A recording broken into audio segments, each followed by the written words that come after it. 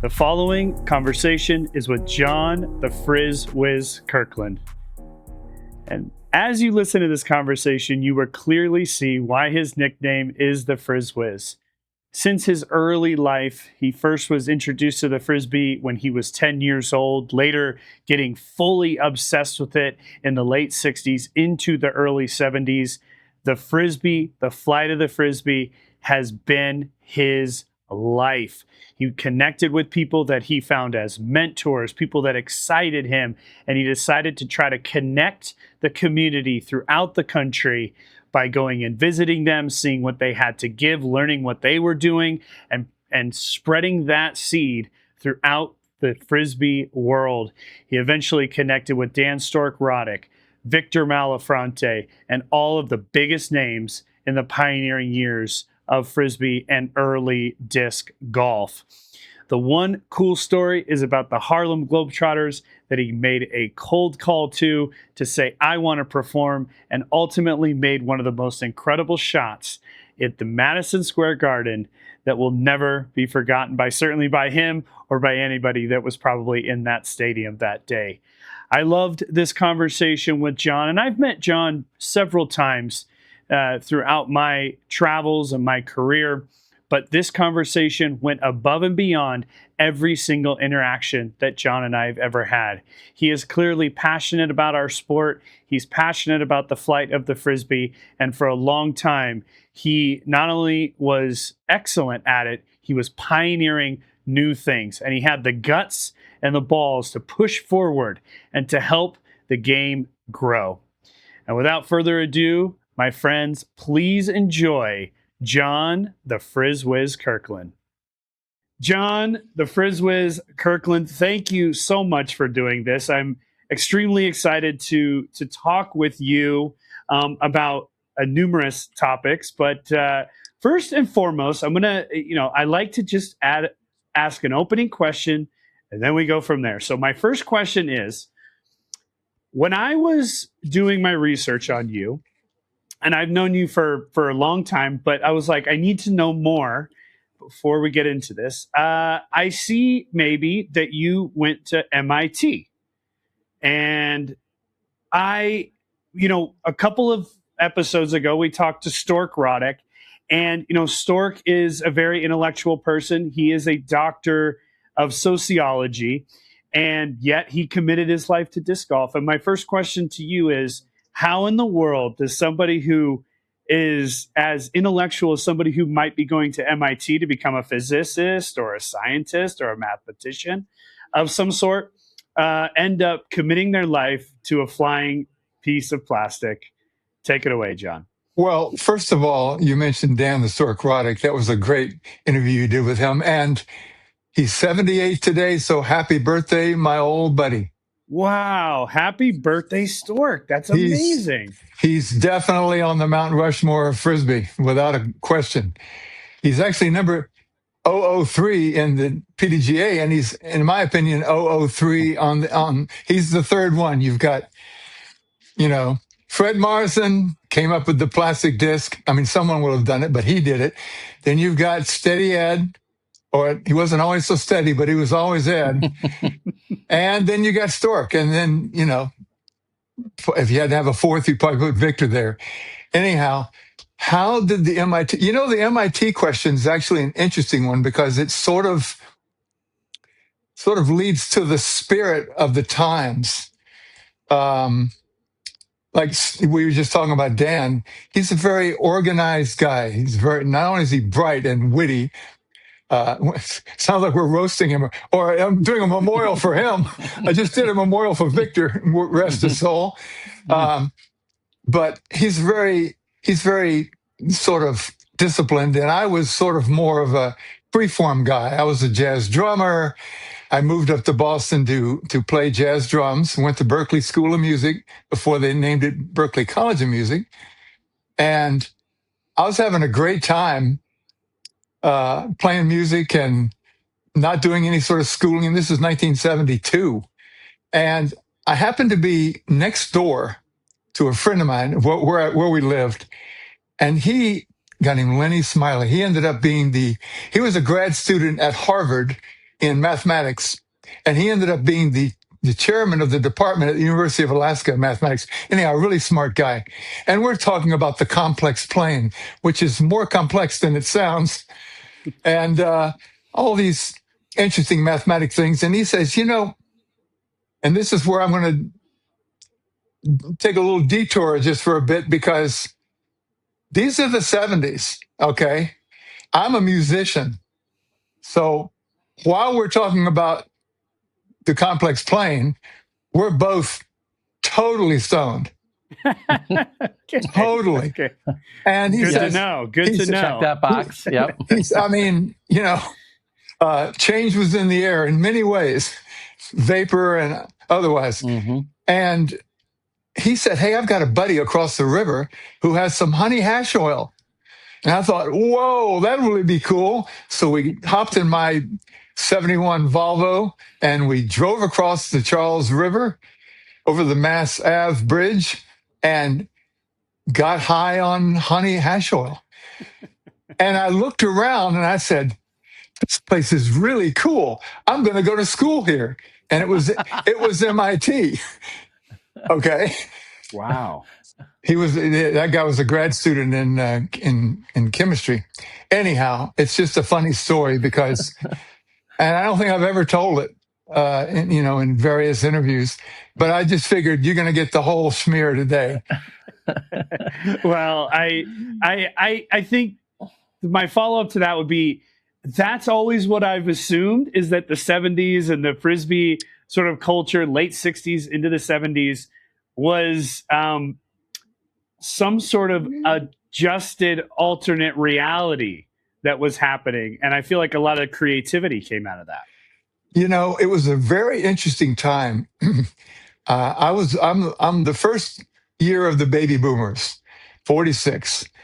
I'm in my 80th year right now. And the baby boomers were very unusual in that we had just had this huge technological growth. World War II, the United States just went bonkers and civilization was rocking. It was so strong by the mid 50s and early 60s that for the first time in history, a large segment of the population, i.e., the baby boomers, didn't immediately have to do what their parents were doing in order to survive. We had a chance to take a breath and look around and say, a lot of this stuff is not exactly optimal for the survival of the species. The beginning of global warming, we were in a war in Vietnam. The 60s were very turbulent. You had JFK getting killed in 63. And then you had Bobby Kennedy getting killed in 68, and then Martin Luther King I don't want to go into a downer, but what I'm saying is it was a very turbulent time. Television had just become a thing. For the first time, not only is there a huge group of the population who can look around and kind of say, I'm going to do something different. I'm going to complain. I'm going to look for alternative ways of being alive. But they also critiqued all the problems that were going on in the world.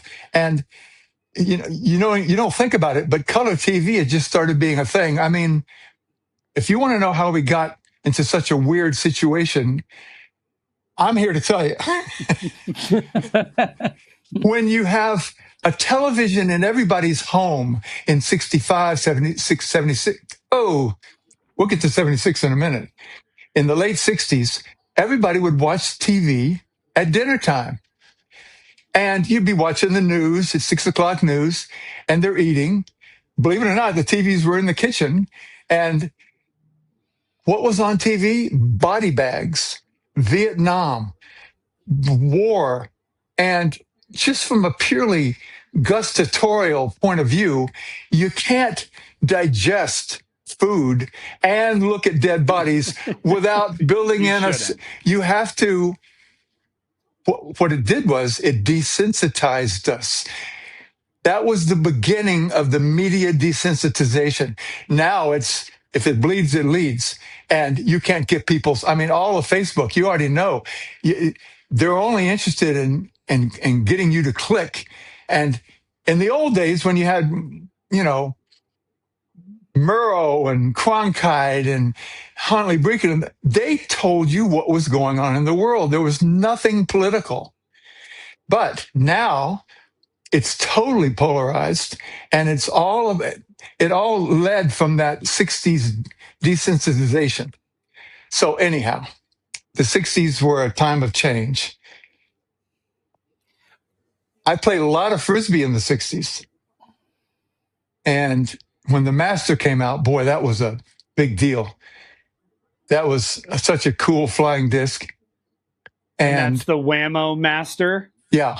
Well, okay. First of all, before we go any further, when you say whammo, you're supposed to go whammo. Oh, right. Okay. Cha-ching, right? There was two of them right there. There was no other game in town. We have disc golf because of whammo. No question.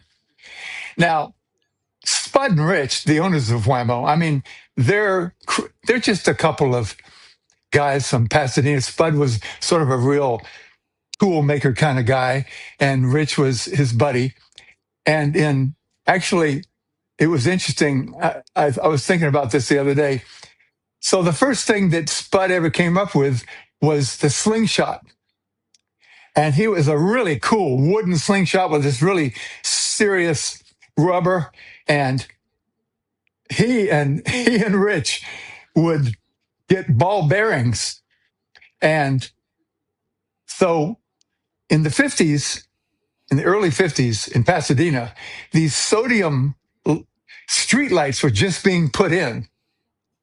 And they'd go out late at night and they'd get that slingshot and they'd blow out the streetlights. Just, teenagers just being weird. And you know what the sound was it made when they blew out a light? Whammo! Come on. I'm not kidding. So wow. The word whammo is an onomatopoeia? Well, like just the sound is then what and that's where the name came from? That's my story, and I'm sticking with it. Wow. Now, can your story be verified is the question. Yeah, you'd have to ask either me or Stork, and we would both agree, because no one else is alive.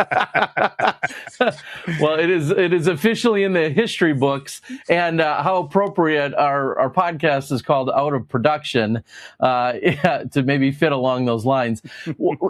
Before we go, we're already throwing out molds and all this other stuff, which we have to break down, and I know you're a serious collector and everything else. Let's even back up, though, to more of an origin story. You talk about that creativity and what you were doing. That's by the time you're, college age. When are some of the first times you're handed a piece of plastic that you're intentionally supposed to throw and either hit an object with or play catch with? Give us the origin of you throwing a Frisbee or a Frisbee-like object, a platter of sorts, a flying saucer, whatever you called them, maybe, because they've been called all sorts of things. Flat balls, etc. Right. One of all dreams, the dreams it's a Frisbee, all that. Right. Yeah. Well, it's interesting because it sort of dovetails back to what I was saying a moment ago about how Spud and Rich were getting this company going, and they were walking across Venice Beach in LA, and where a lot of freestyle took place later, but more on that. And they ran into this guy on the beach with his wife. It was Fred Morrison, and he's throwing a disc back and forth to his wife. And he's got this great spiel, which I'm sure you guys have heard, where he's telling people the way this works is You attach it to the invisible string and you slide it to the other person.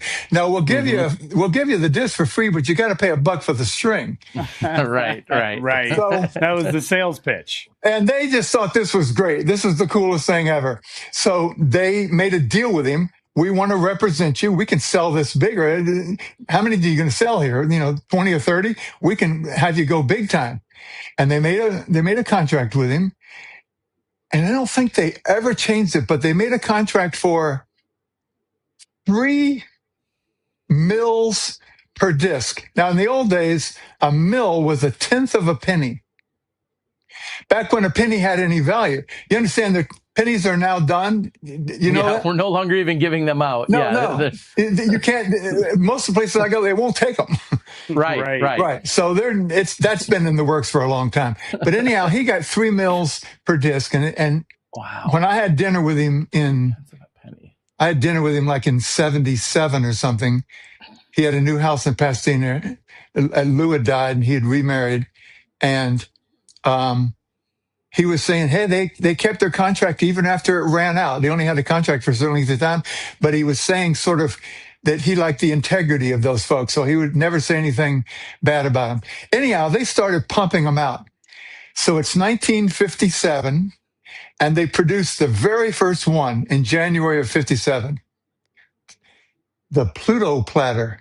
And that was the disc, the mold that they bought from Fred Morrison, who, just for a short history lesson, started in the late 40s making these butyrate discs.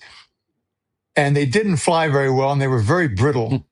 But he kept making them on and off, and then he stopped making them for a while. The guy he was in business with, Warren Francione, had sort of put up the money, and they stopped making them. And then Fred came up with a new design, which was the Pluto platter. And he formed a company, Southern California Plastics, and had this disc called the American Trends. Now, for collectors, the American Trends disc, Pluto platter, and these older discs made by Fred Morrison are the ultimate in collecting joy. I mean, they're like the holy grail. They are, they're the holy moly. They are really serious.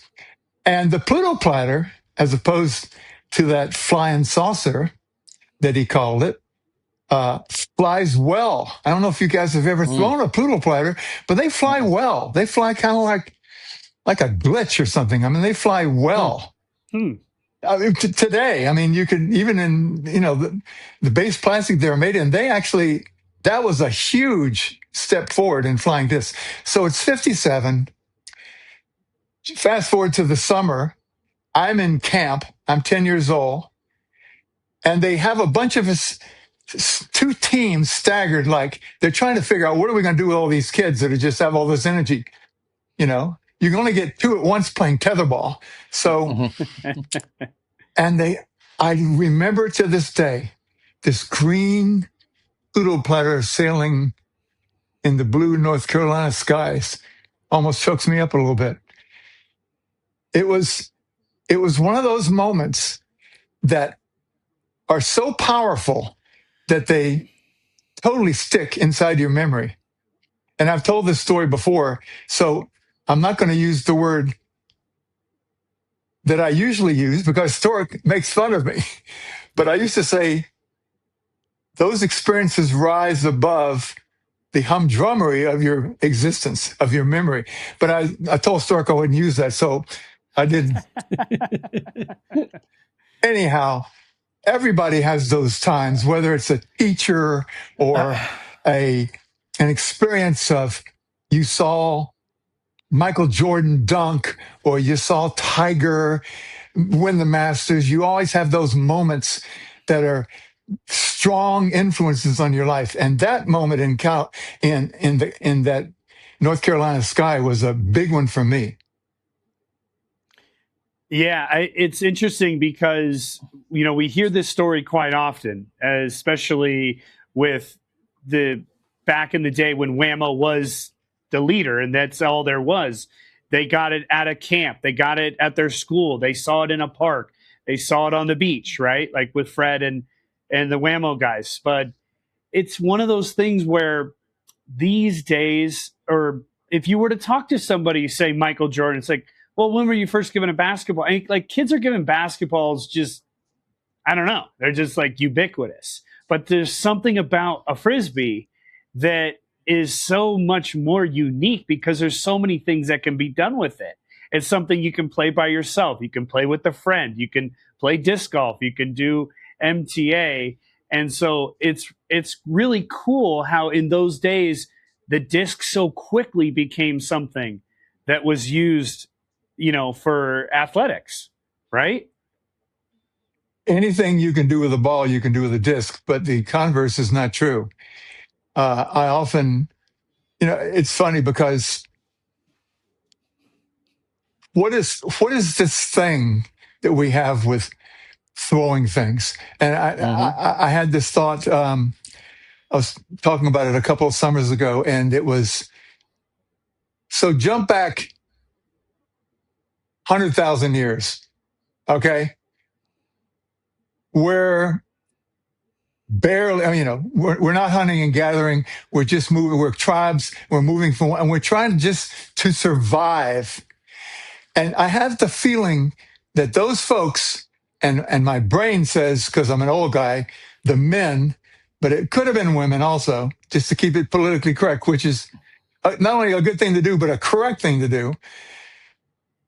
But I'm going to say it the way I normally think it. The guys who could throw a rock and hit a rabbit or something and bring meat to the table, they got the women.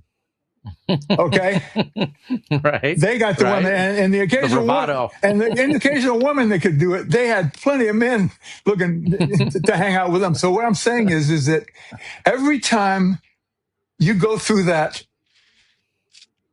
throw something through the air, you're imagining where it's going to go, and it connects with something out away from you, and you affect the world out there away from you.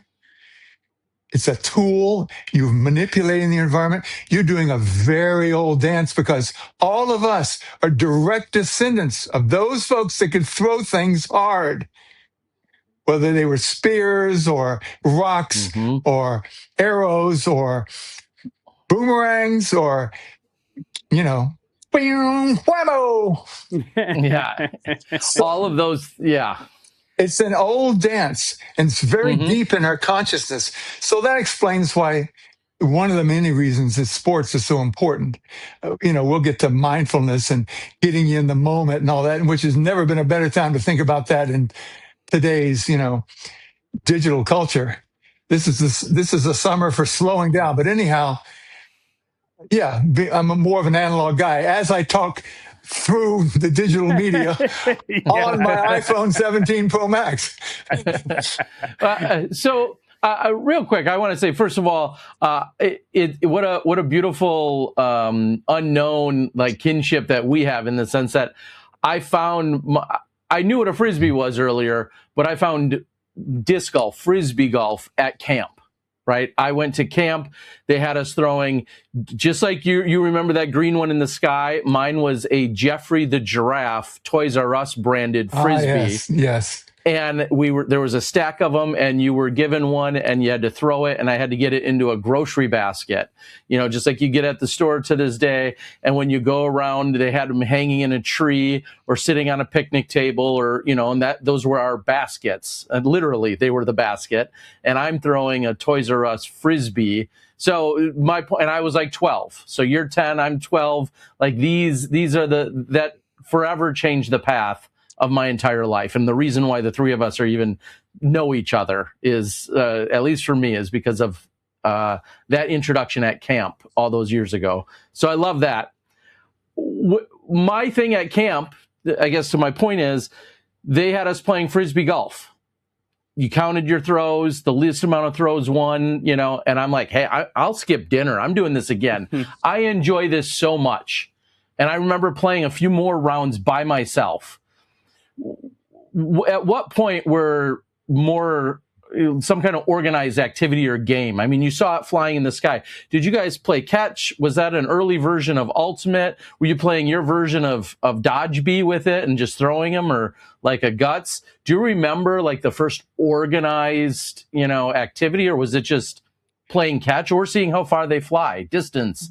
Competition, that's a great question, and I love hearing your origin stories.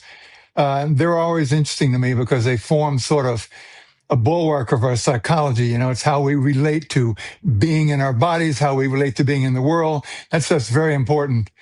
And as you get older and, you're in your 80th year, you're really interested in staying connected to the world and limber and all that.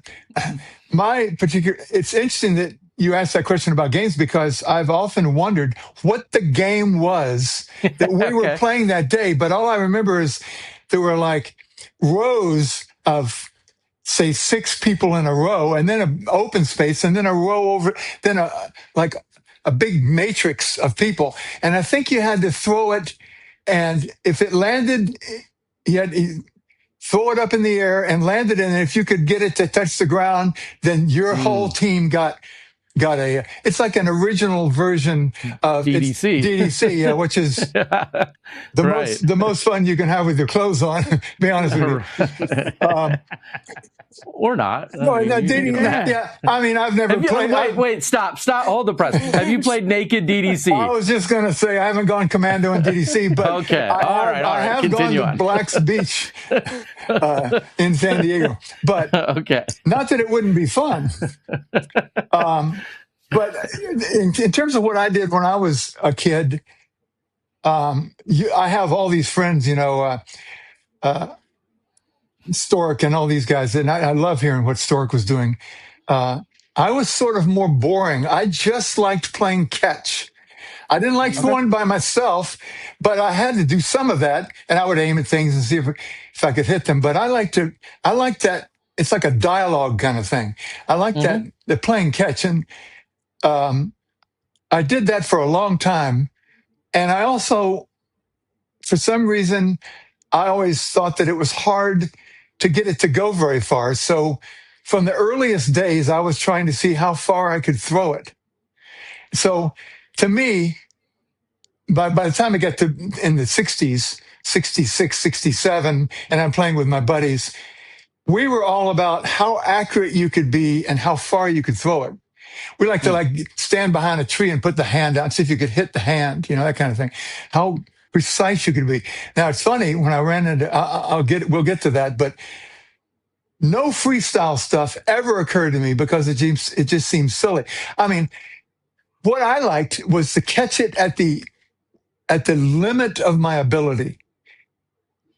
Diving off the diving board and barely catching it before I hit the ground, leaping up out of a pool. So we played sort of a version of limits, where the best throw, everything was consensual, everything was cooperative. You're trying to get the other person to just you're not trying to score. There's no scoring. There's no throwing as hard as you can. Guts never occurred to us. It was always cooperative. It was always freestyle based. And it was how athletic of a move can you make to catch it? I never thought of any freestyle moves at all. And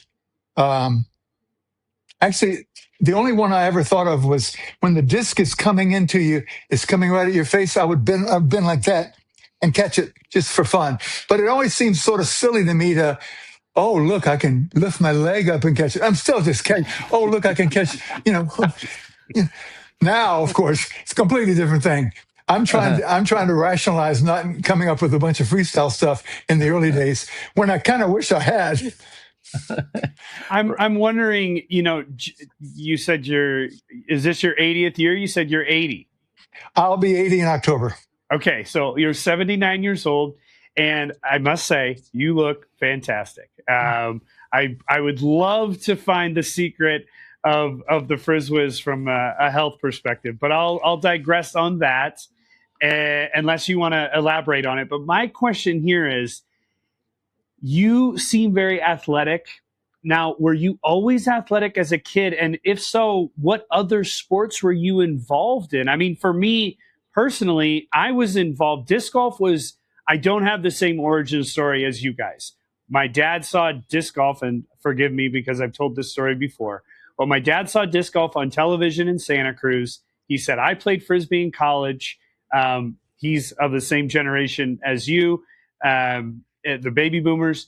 He played it in college. He saw it in Santa Cruz in 1992. And we went up there, and this was De La Viega. Marty Hapner gave me my first disc, and disc golf was the thing that I played. That's how that's gone. Now, I've always had interest in the flying disc, but I was also a kid with a ton of energy, all the time. So my mom had me in soccer camp and basketball camp, and I was in Little League, and I did everything. And disc golf was just one of those things. Is that similar for you? I mean, you seem like an athlete to me.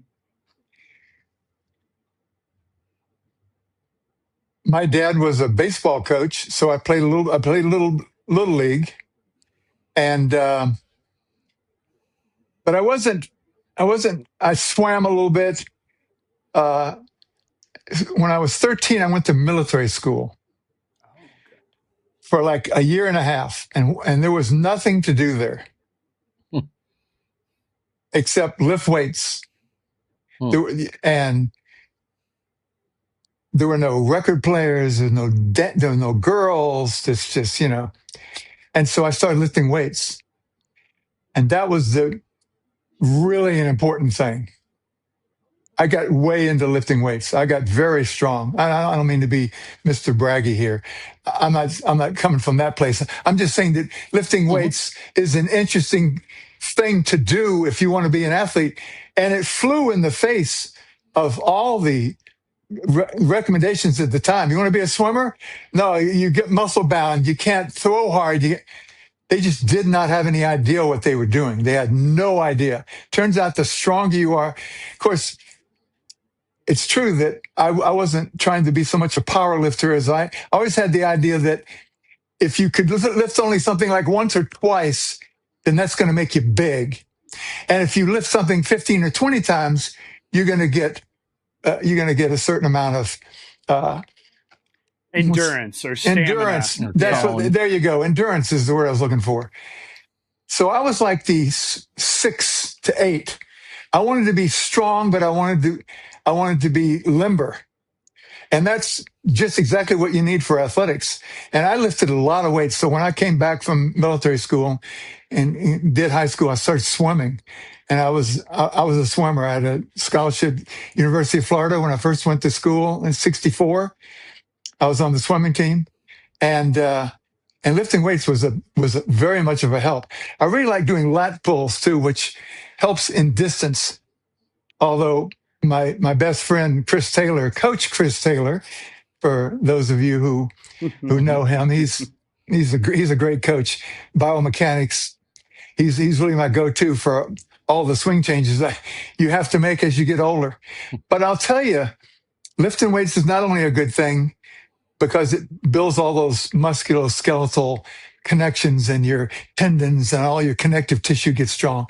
But Frisbee and ball golf, which I will get to, both have something very interesting in that they cause you to rotate. And when you rotate a lot of times every day, your spine doesn't collapse. So I'm a half an inch shorter than I was in high school. And I don't know all my friends are 2 and 3 inches shorter. It's because they didn't rotate. So rotation, I'm just saying that Frisbee, disc golf, is one of the keys to longevity because of rotation, just accidentally.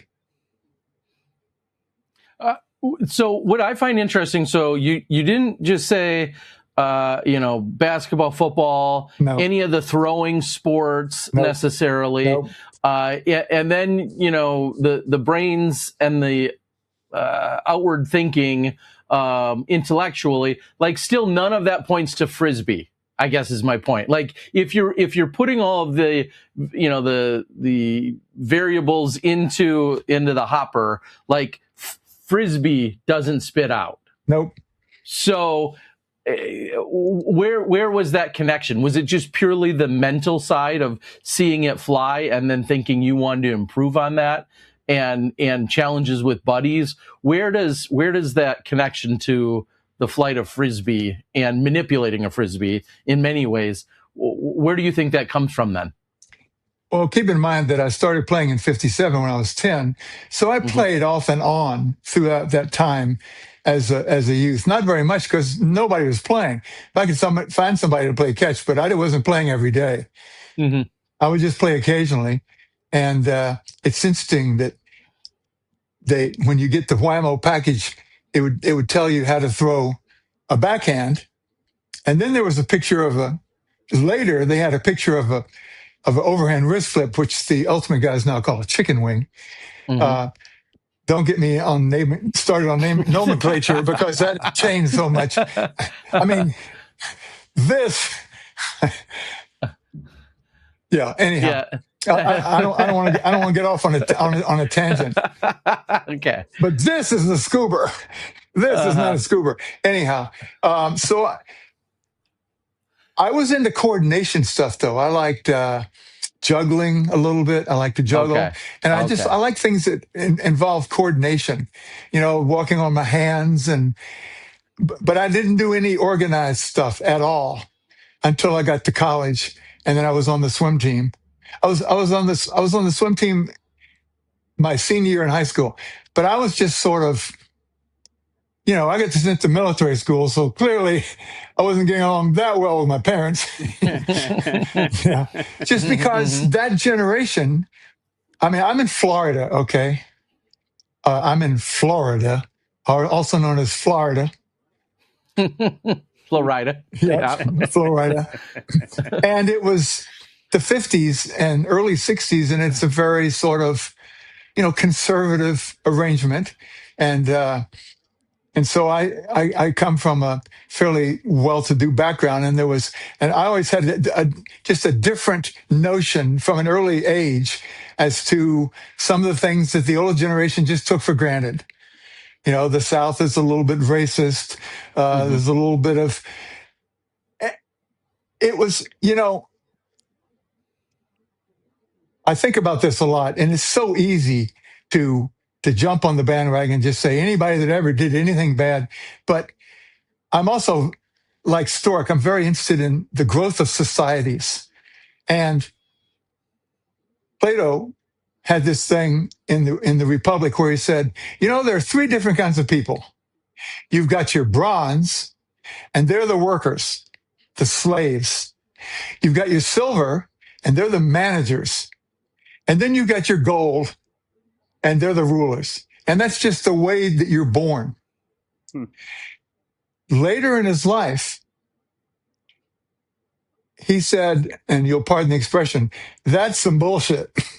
Right. I don't believe that at all, but it's what he called a noble lie. It's a lie that has a function, an important function.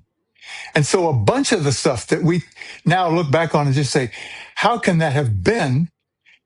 I'm not going to say it was all necessary. I'm not trying to say slavery was necessary because it wasn't.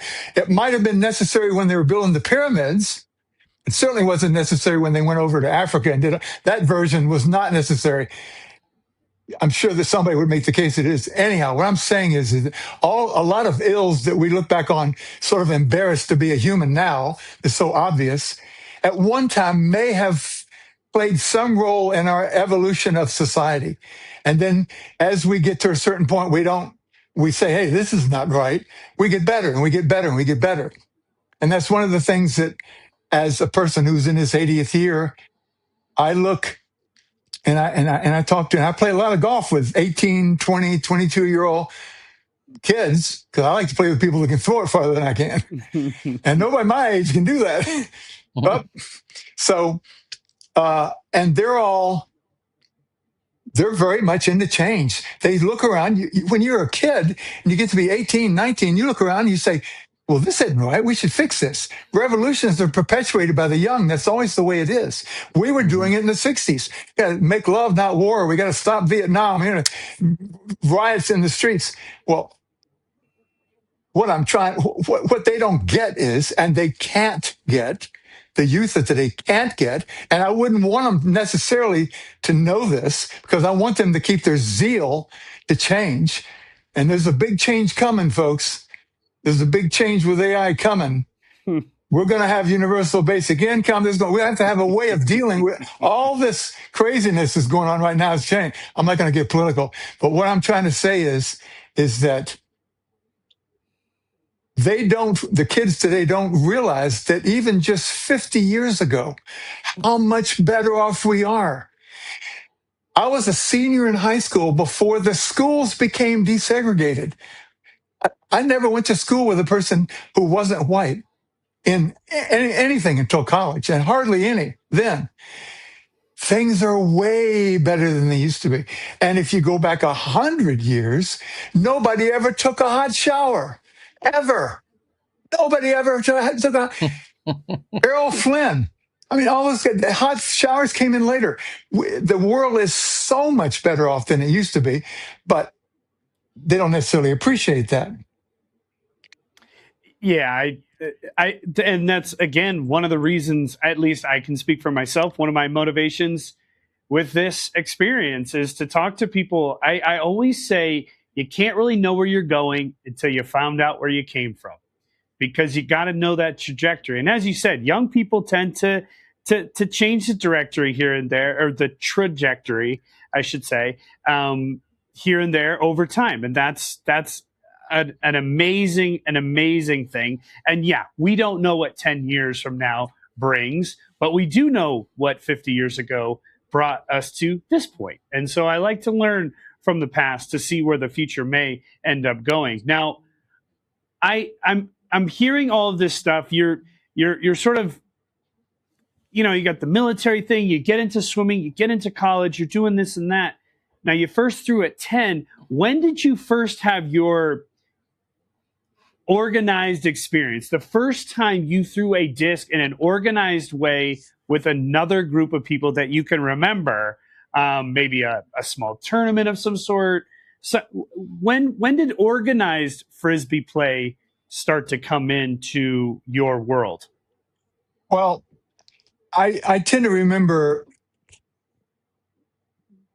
things in terms of emotional involvement.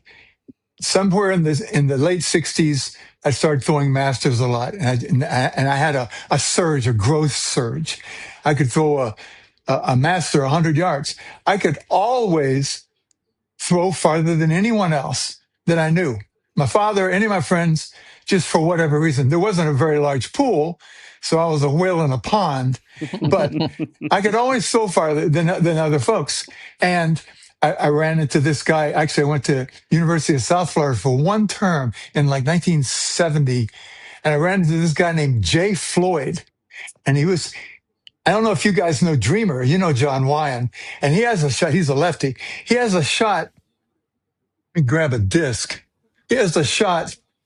One of the grips that you can use is called a thumber, where you put your thumb, but not a hook thumb, but the thumb is the other direction. Mm-hmm. And he could throw it upside down. He could throw it 50 or 60 yards and it would do an air bounce. It would drive upside down, and rise up. And I said, oh my God, that is the coolest thing I've ever seen. When I met John Wyan later, Dreamer, he was famous for throwing the same shot lefty. But I'd seen this guy back in 1970. So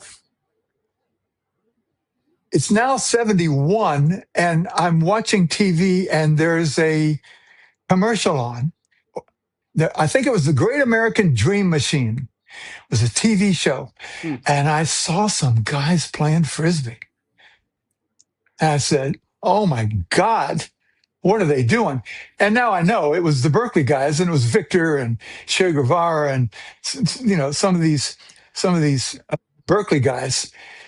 And a whole bunch of them, really one of the hotbeds to my way of thinking where the sport really evolved. But there were groups. I'll get to that in a minute. That's just a one-off, but it sticks out in my memory. People can do other things with it. So now I'm at MIT, starting in 72, and You know, the MIT students are just, you know, bookish folks. They don't have a football team. They don't have, you know, the organized sports weren't a big thing because they're going there to, you know, to fix civilization. And they were one of the first places to have a climbing wall, a rock climbing wall. I said, that's kind of cool. Now but I'd never seen one before. And I think it was one of the very first ones. So as a sop, as a indulgence, once every year on J. Edgar Hoover's birthday, they would have an event in this great court. And MIT, when you get to MIT, it's just it's all these pillars, and you go in the front, and there's this big dome, and there's this long hallway that goes it's called the Infinite Hallway. It's actually pretty cool. Well, if you go about halfway down and you take a right, you go out into this court that's got 3 sides to it that are buildings, and it's a big grassy area and the Charles River. And every year on J. Edgar Hoover's birthday, people would go out there and they'd smoke weed. This is 72. This is the spring of 73, J. Edgar Hoover's birthday. And I wish it were 420, but it's not. Tie it all together. Yeah, right? that'd be a great story. Maybe I'll work that in. But so there are a couple of guys playing Frisbee, Doug McCrae and this other guy. That's my jam, you know. So I started playing Frisbee, and then he did a behind the back catch. And that's kind of cool. Anyhow, I got together with him. From now on, we're getting together every afternoon and playing Frisbee. I'm back in it. The only game we're playing is play catch and maybe do some cool moves. You know, catch it behind the head. Instead of having this hand behind the head, make it this hand. You know, just nothing fancy, just leaping catches but I'm back into it and we're throwing hard. Okay, summertime comes along. And Whammo had this kind of Frisbee Day in the Park program. Ernie Wilkinson, the fastback guy, and the premium guy, I should say. There weren't any fastbacks at that particular time. He would call up radio stations and say, hey, if you'll buy 200 of these discs, or actually, you may not have had to buy them. They might have just given them away. They've got Whammo all over them. And it's got like a little paper thing in the middle that says WKRC radio. And they had a little get together, a tournament. And we heard that on the radio. So I went there, and you had to you had 3 throws from the pitcher's mound through a single hula hoop. The 2 events: accuracy, 3 shots through a hula hoop, and distance. And if you could throw 30 yards, you got a point. If you could throw 40 yards, you got 2 points. If you could throw 50 yards, you got 3 points. And that was my first overall. And it was really cool because I was the only guy to get 3 through, and I wasn't the only guy to get 3 points for throwing over 50. Keep in mind, I have never been beaten distance. The very first tournament I go to ever, I get beaten distance. Wow. You found your match. Davis Johnson. Wow. He ends up being the first guy to throw over 400, gets 400 silver dollars, Guinness Book of Records. I didn't just run into Joe Sixpack. I ran into one of the premier distance throwers of all time in the very first tournament that I went to. So I thought, man, of course, at that time, I was trying to I was very sort of competitive, and I was into proving myself and rationalizing it. And I was throwing a master, and he was throwing a pro. And it is true that a pro goes farther. But that wasn't the only reason he beat me. He just threw really, really hard. Interesting. A couple things to clarify. One, J. Edgar Hoover, the FBI director, J. Edgar Correct. Hoover, and That's true. And this smoking weed was to say "fuck you" to the FBI, or what was it? Let's just say that in the early 70s, it was very illegal to Yes. smoke to smoke grass, to smoke weed, Gotcha. tea, Yeah. ganj, that shit, you know. So okay, And so yeah, it was, and so he was sort of the epitome of the right wing police state. yes, yeah, The thing that we didn't like, because why is weed illegal? And when you actually look, and I'm not a normal guy in National Organization for the Legalization of Marijuana, even though I've got that disc. I'm not holding up the signs kind of guy for legalizing weed. I don't even smoke now because it's not good for your lungs.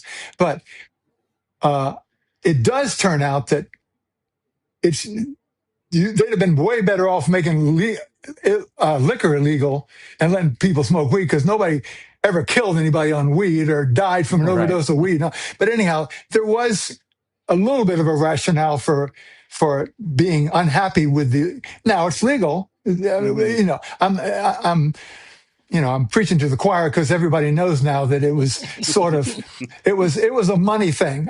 It was, from what I read, it was the hemp was really cutting into the cotton growers. And so the cotton lobby made hemp illegal, and that made marijuana legal. So, yeah, anyhow. that has a lot to do with some other factors there, and hemp certainly is an amazing textile usage of that product. Second clarification before we continue on, you said Dave Johnson, and you're talking about the Dave Johnson who has 3 separate distance records. Is that the same Dave? He only has one, I think. I'm looking at the list and I see 3. I just wanted to confirm. He has one at 88 meters, one at 115 meters, one at 125, and then you're at 135.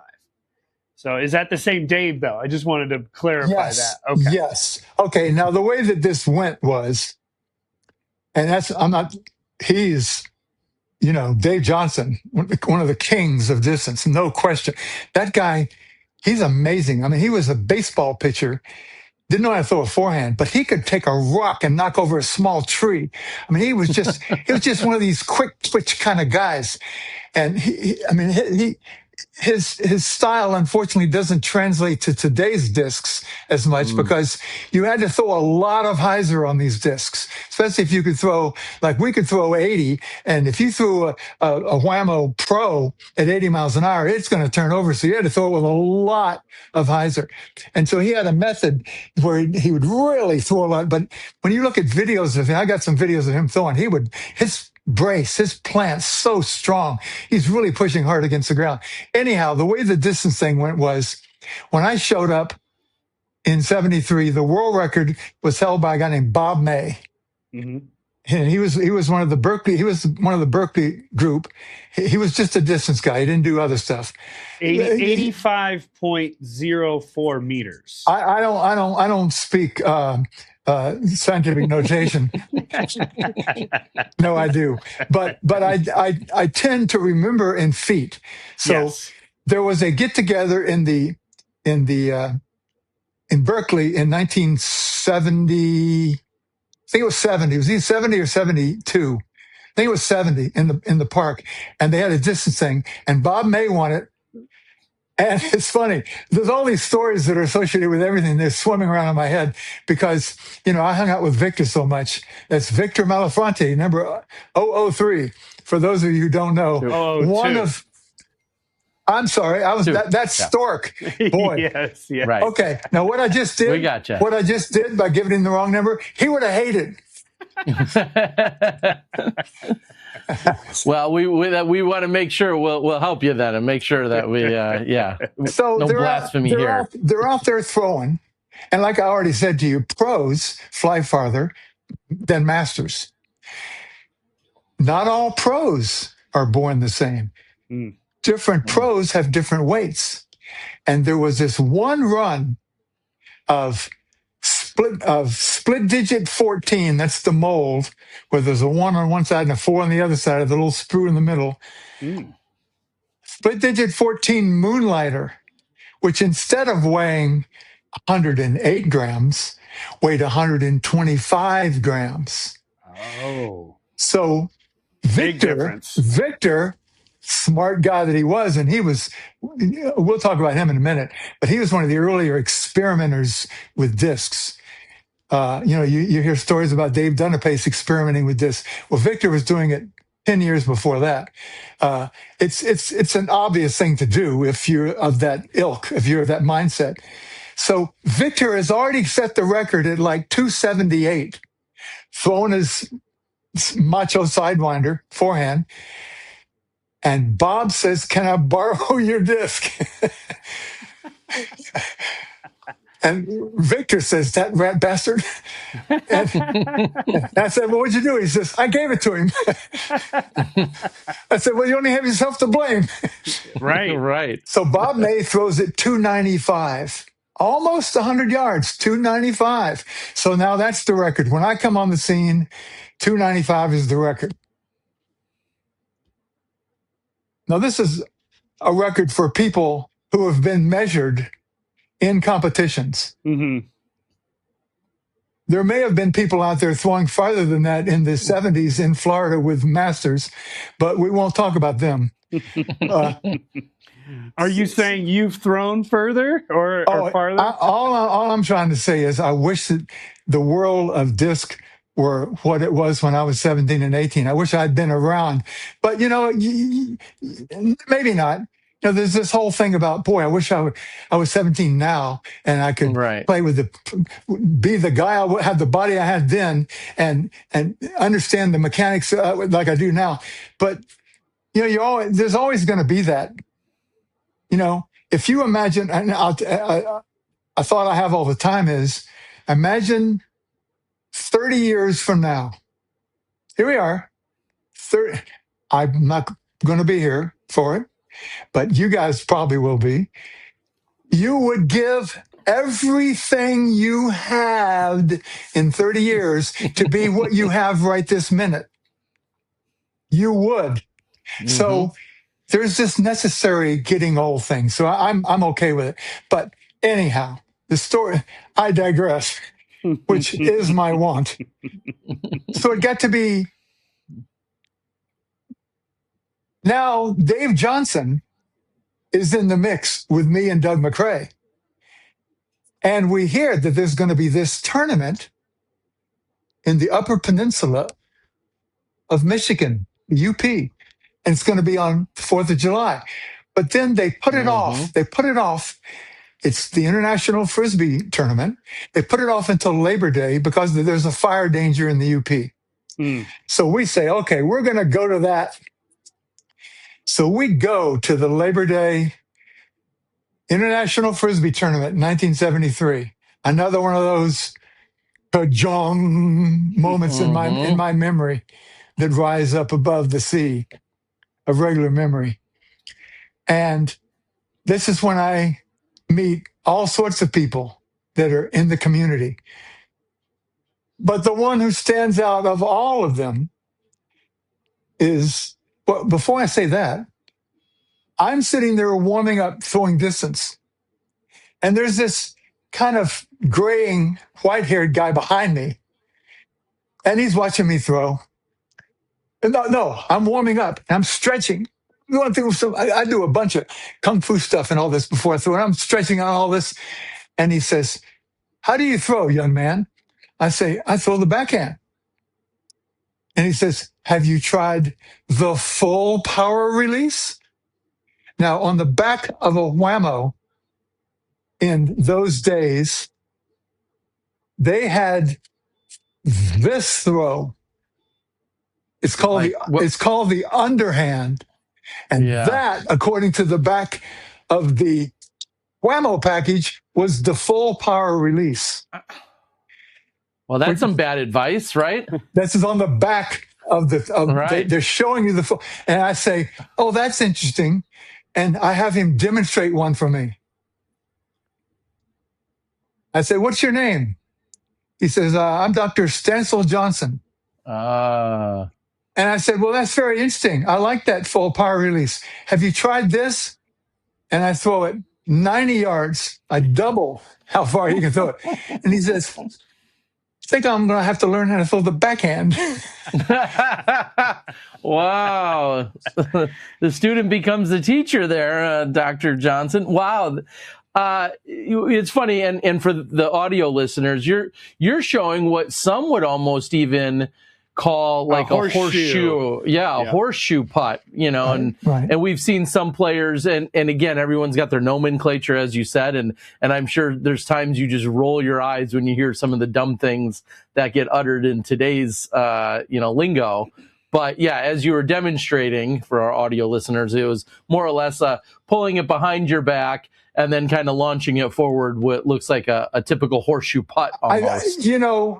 And Jake Hiebenheimer made a lot of putts. Right. But now putting. He made putts. But you'll notice that he's now switched to the Sure. Yeah.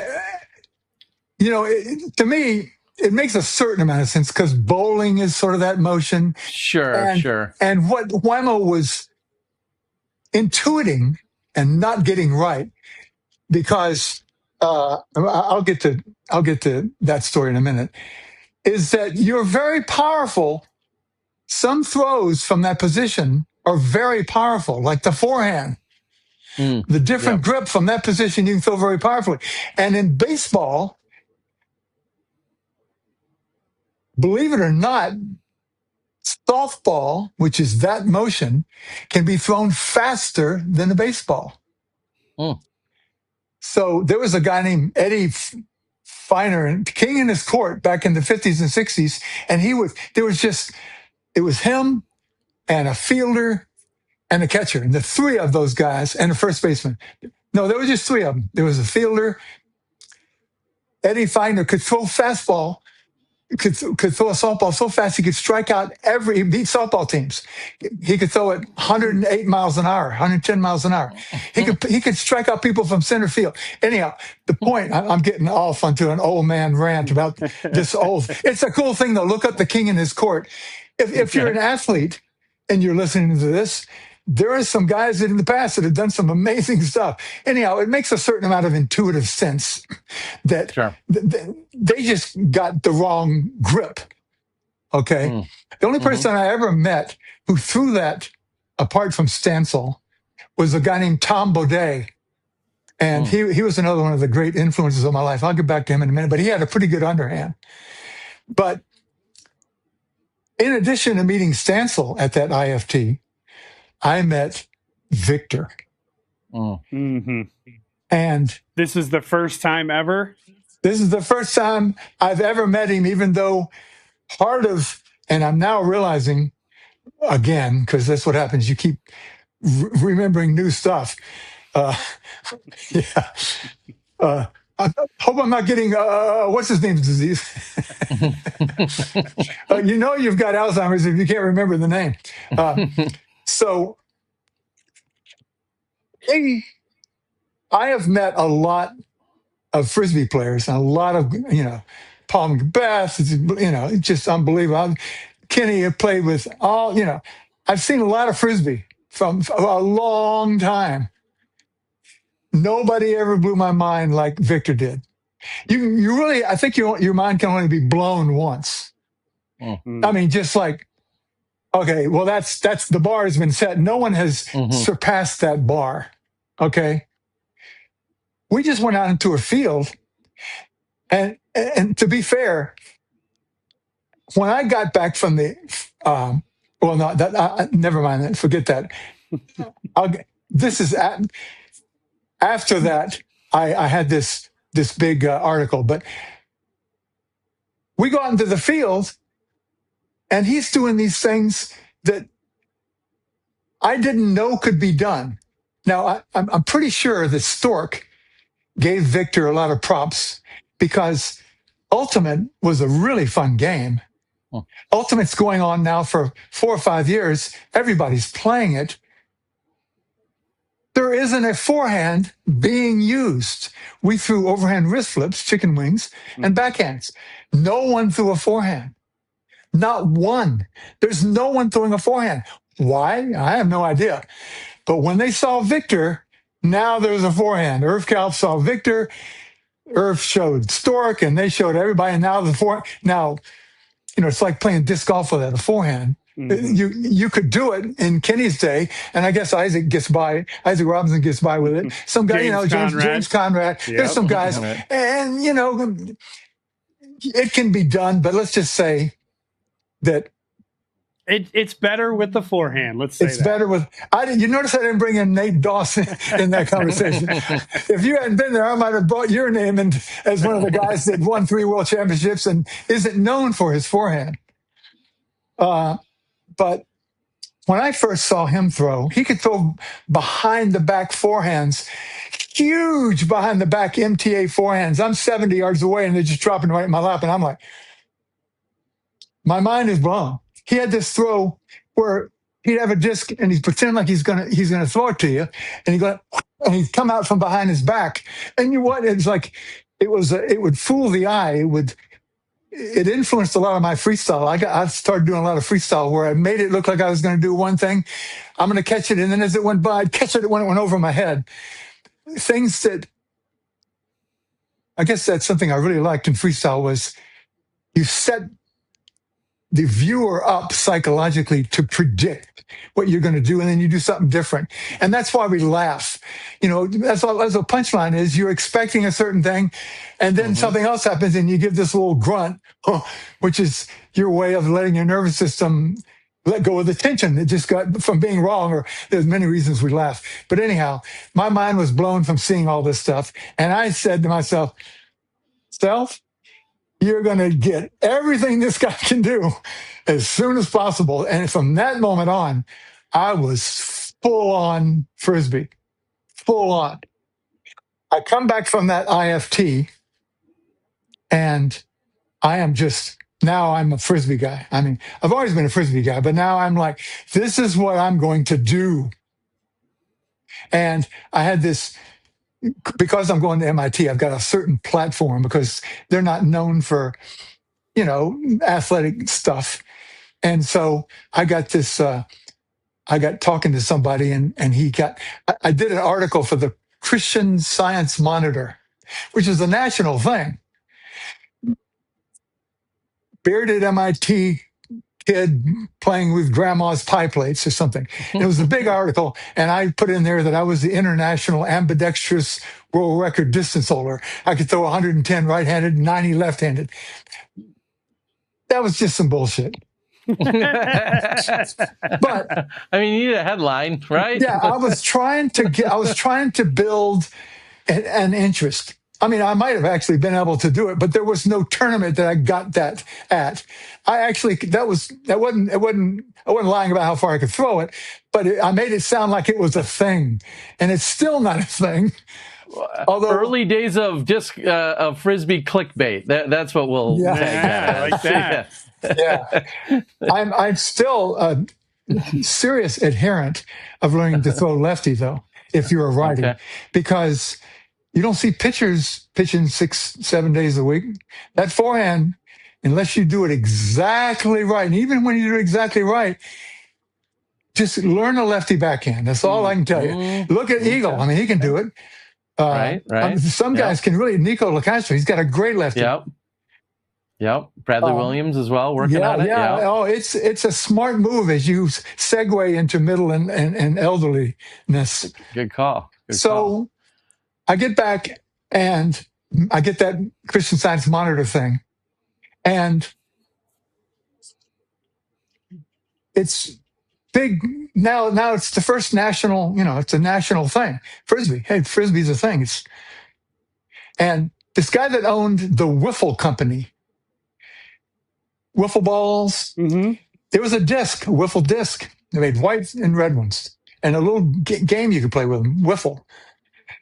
But it wasn't a golf thing or anything, just a little accuracy thing. He calls me up and says, "I've got something you might be interested in." So he gives me He says, "Hey, I've got something that you'd be interested in. We should get together sometime." Okay, I'm just keeping this chronologically correct because this may be, set in stone someday. Mm-hmm. So I'm etching it correctly with a little bullshit on the fringes.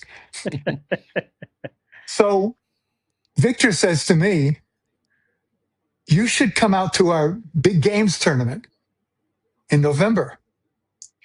Now, I'm in. I'm all in. Berkeley, as you guys probably know, there's a plaza called Sproul Plaza, and it's got 4 dorms around it. So it's just closed in, and you can walk between the dorms, but it's pretty much closed in. It doesn't get a lot of sun because you got these 4 huge dorms. And they have a tournament there every year where they had trick throwing and distance. And it wasn't big enough for a lot of us to throw distance. And you had to throw as high up the building as you could. So I fly in. I'm so excited. I'm going to, because I've already met, and another name you guys might not know, Roger Barrett, one of the early, very important. He was only important in the effects that he had, the ripples that he caused. He came up with a lot of terms that Stencil used in his book, Mung and the ridges of Headrick and Heiser and things like that. If you wonder where that came from, Roger Barrett. Okay. What was that cool thing? Not the sprue, eskers. And esker is a landform like that. It's built up out of the ground, but on the bottom of discs, when they would when you cut something out and put something else in, they'd cover it up. It's called an esker on a lot of old pros and stuff like that. Anyhow, I get off the plane. I'm jet lagged. It's 8:00 at night, and I get together with the Berkeley guys, and they immediately take me under Sproul Plaza to the parking lot, huge parking underneath it, and they give me what's called the master's test. Now, in those days, there was this test that Whammo would put. When you bought a disc, you could see you could be a world-class master, and you could join the IFA. Send in 50 cents, blah, blah, blah. So they gave me the master test, which was kind of cool. I did, so I passed the master test. And the master's test was, throw at a certain angle around an object or throw at a certain distance. Skip shots behind the head, under the leg. You have to be able to do some freestyle. Got to be able to throw skip shots. Got to be accurate. You have to be able to throw Heiser, hand Heiser. It's actually a reasonable critique of can you do basic Frisbee stuff. Kind of like earning a disc golf or Frisbee badge in your Scouts right now. Right. Yeah. Right. Like, can you do these things? Here's a quick test and assessment. I love it. Go on. Right. And so I actually got to be a master with both hands. The only person at that time, I don't know if there's anybody else. Anyhow, this is Bob May and Victor and Steve Gottlieb and Roger Barrett, who are just these heavy hitters. So anyhow, we have this tournament. Victor wins the fancy throwing. There's nobody fancier. You should see all the cool throws he could do.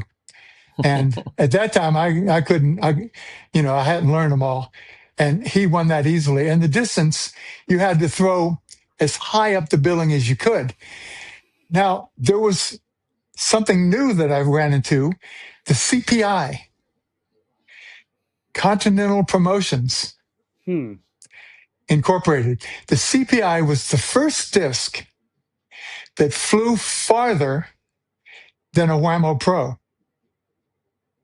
And what was the name of that disc? CPI being the company, what was the name of the disc? The All-Star. The All-Star, okay. CPI All-Star, because they also made a CPI regular, which they use for promotions, for giveaways and little marketing tools. Yep. And the CPIs did fly farther. And so we were all now throwing CPIs because this wasn't a Whammo sponsored thing. All the other tournaments were Whammo sponsored. So just to clarify, is CPI I mean, if they're promotions and marketing company or advertising, something along those lines, are they outsourcing the molding to someone else, or do they have a plastics factory themselves, and they're making all their own promotional items? Yep, in Minneapolis, Morris, what was his last name? It was Morris from CPI, and they just said, "Hey, we're gonna mold some Frisbees." Right, and he sold premiums, which is what you call a disc that has a commercial on it. And Whammo has a lot of premiums too. But this All-Star didn't have any ridges and flew farther than the pros. So we were throwing All-Stars to see who could hit the highest. And I won that. And I won that against Bob May, who's the existing world record holder. So it's the first thing that I ever won throwing distance, ever. Wow. And clearly 73, it was November all about 73. And it was important to me only because a lot of growing up has to do with having a good self-concept. And you want to know that you want to have a good view of yourself. That's why they, most moral systems are like, be true to yourself. Don't lie to yourself. Be an honest person. It's because not only is it very good for the society if you can trust other people, but you have to be able to trust yourself. So lots of times when you're growing up, your parents don't necessarily do the right job when they're training you, just because they're just doing the best they can. They didn't get I'm not positive that my parents would have been given permission to breed, at that. But I guess the point is that it's good to prove yourself sometimes. And that was one of those points for me that was like a validation that it was, hey, this Frisbee thing, I might be a player. I might be, I could be somebody.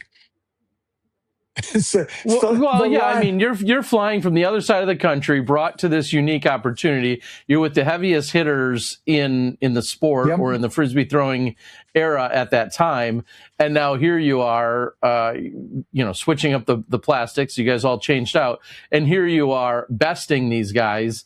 I mean, that is a sense of that has to give you like a sense of purpose and belonging and proof, like you said to yourself. But hey, I just showed up and I can hang with these guys. In fact, I even beat one of these guys, one of the premier throwers in the world. The world record holder, the Guinness Book of Records holder. Yeah. So that I could see how that definitely, that reassurance of this is where I belong. These are my people. This is my thing. I could see how that gets solidified at that point in your life. And to be fair, Dave Johnson wasn't there. And the other premier distance thrower who I haven't mentioned, John Connolly, who was just an amazing disc athlete, one of the best ever. And you don't hear his name, but he's getting props now. So I'm staying with Roger Barrett while I'm staying there, and we're having a great time. And he's got a collection of discs, and Victor has a collection of discs. Victor's got like 200. Roger Barrett's got 350 different discs. Now, I'm not a collector. I wish I'd, in retrospect, kept the first Pluto player I ever bought, but I wasn't a collector. I just, they get used up, you get a new one. But somehow, that squirrely dog talked me into thinking that collecting was the best thing ever. And so it is if he's selling. And he sells me his collection. I knew it. I bought his collection, and now I have the biggest Frisbee collection in the world at 350. It grew to, there's not a number. I know it's between 15 and 30,000. We don't know the exact number, but anyhow, It got carried away. Please help me. I need help. Actually, I don't need help anymore because I took all those Frisbees and took them to Arizona. But anyhow, so in addition to selling me all of his Frisbees, he tells me of some other places that are Frisbee hotbeds. What are the pods? Where can I see more of this? I I'm going to go everywhere I can. So he makes me a list. He's got John Mortimer, who is 005, by the way. He's got Tom Baudet, and he's just John Wyan, and just all these amazing Frisbee athletes that he knows about. So there's a pod basically in San Francisco. There's one in Laguna Beach. There's one in Irvine. There's one in San Diego. There's some people that I'd met at the IFT earlier. The IFT was earlier. That was back in September. This is November. And the distance, by the way, at that tournament, the distance was won by John Connolly. Second place was Dave Johnson. I got third. And for that distance at that IFT, they gave you one of these things. Wow.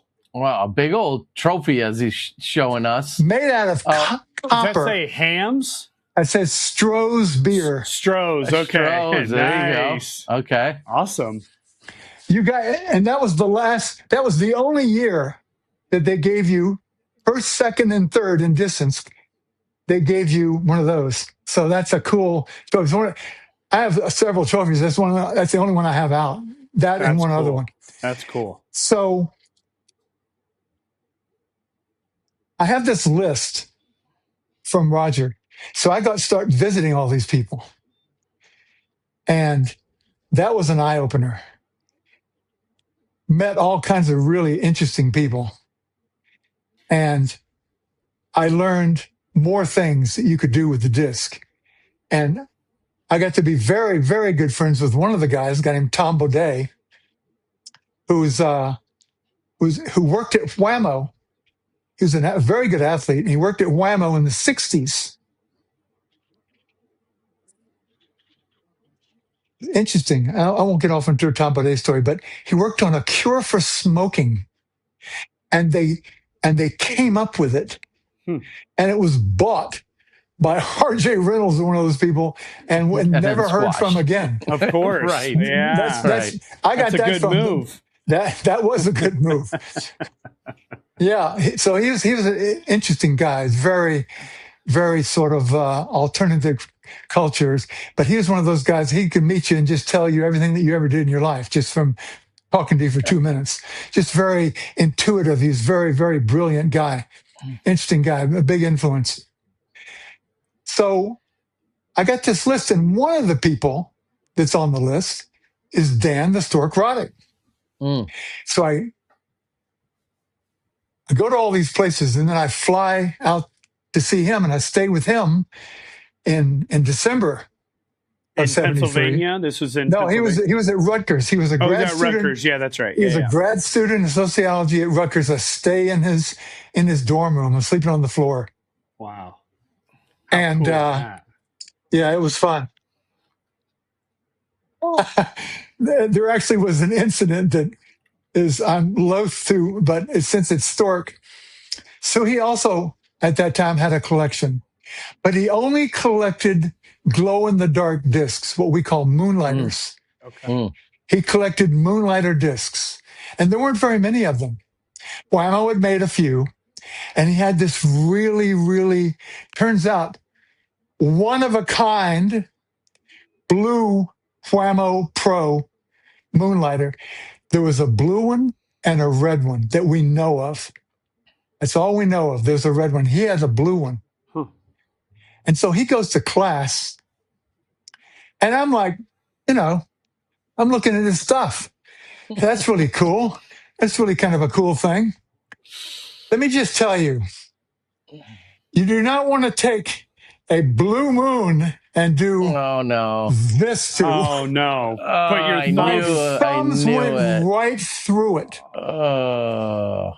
So sad. Not only sad because he left me alone with the blue moon, thinking that I could be trusted. But it turns out that there was only one of them. And as a collector, that's really sad. Oh, my goodness. But class act that he is, I since then, weeks can go by that he doesn't mention it. Weeks, yeah.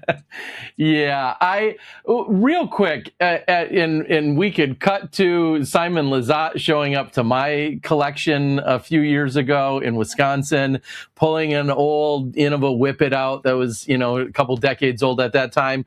Did the same thing, right through it, put your thumbs on it. It just goes through the old brittle plastic. That happens. We all know as the discs get older, they become brittle like that. Here's the question to you guys both for just a tangent is what's the equivalent of that with other, we'll say, sports memorabilia? Is that getting a Babe Ruth signed baseball and then showing up with like oily fingers and then, putting a smudge over the autograph? Like what's an equivalent of just ruining, like, because we all pick up these Frisbees and one of the first things you do is you like inherently feel the pliability. Why? I don't know. We all do it. We're dumb. But like, what's an equivalent to ruining some other sports memorabilia that easily and that in that way? I guess it would be like using an original Mickey Mantle, setting it on fire to light your cigar with or something. I mean, right. I mean, okay, fair. Use it as kindling. Right. Yeah. I knew people who would, to celebrate, they would light $100 bill to light a cigar because they'd made money through some method or another.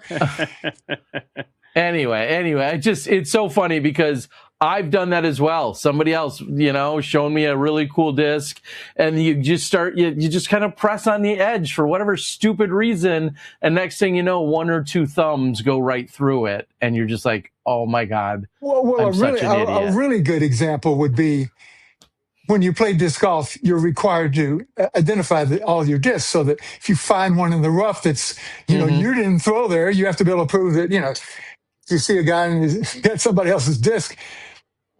Anyhow,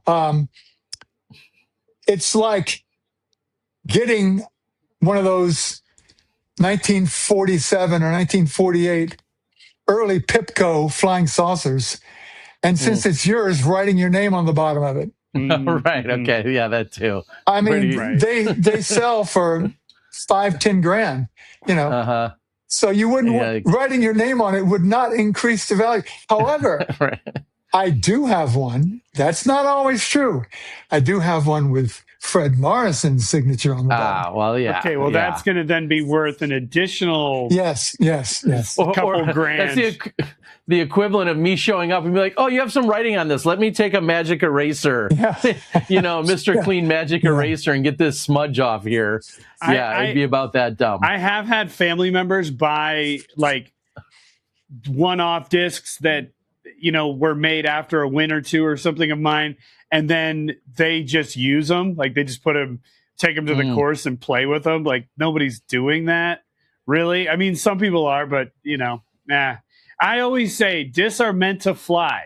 Now, as a collector, John, you might not totally agree with that fact, but I think they're meant to be in the air. That's been always my thought. Right, and that's true.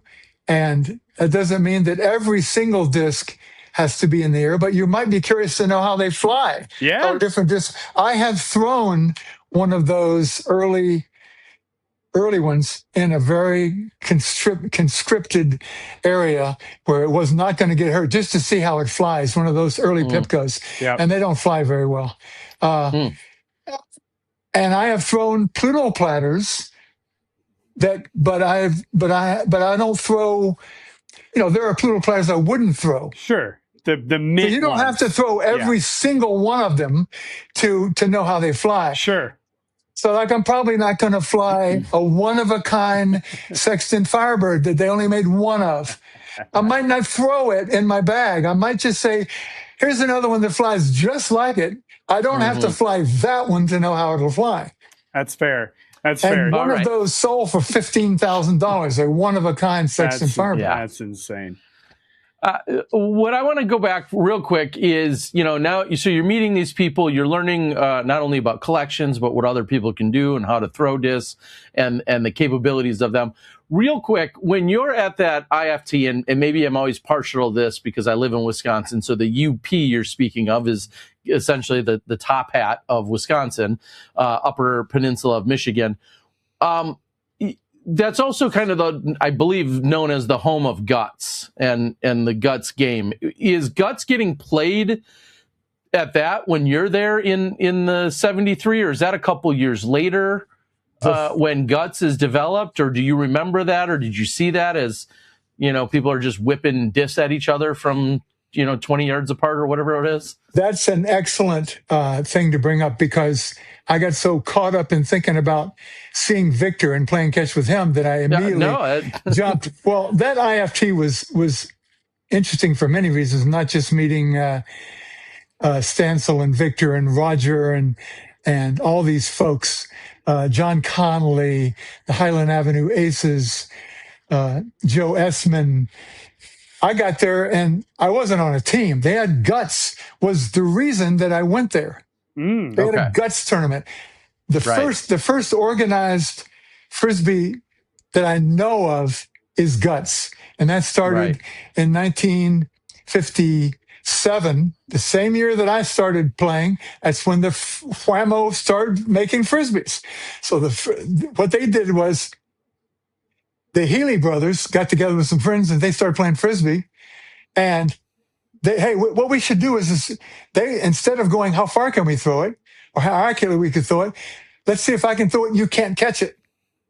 So that evolved. They had a picnic every 4th of July. They'd have a picnic, and you'd go and you'd play. And over the years, it got more and more codified, or is it codified, with the different rules and stuff. And it got to be, you have to be 12 yards apart, and you have 5 people on a team, and you had to catch it in one hand because you had a beer in the other hand. I like that. Yep. Right. And always a good rule. That went for a while. And speaking of beveled edged discs, yes. So guts was the only thing that there was. There were no other tournaments that even now I don't know of any other. I've never heard of another thing. That was the thing. As a matter of fact, when it got to be 1968, Whammo heard about the tournament finally. I think they went. And so they got together a team. And they had, on that team, they had Stansel Johnson, and they had Victor, they did not have Victor Malafronte. They had Tom Baudet, and they had Goldie Norton, and they had Steve Sewell, and they had Jay Shelton. Those are the 5 guys on their team. And then Goldie Norton was kind of in there, and they would sub out because Ed Headrick was the guy that put the team together.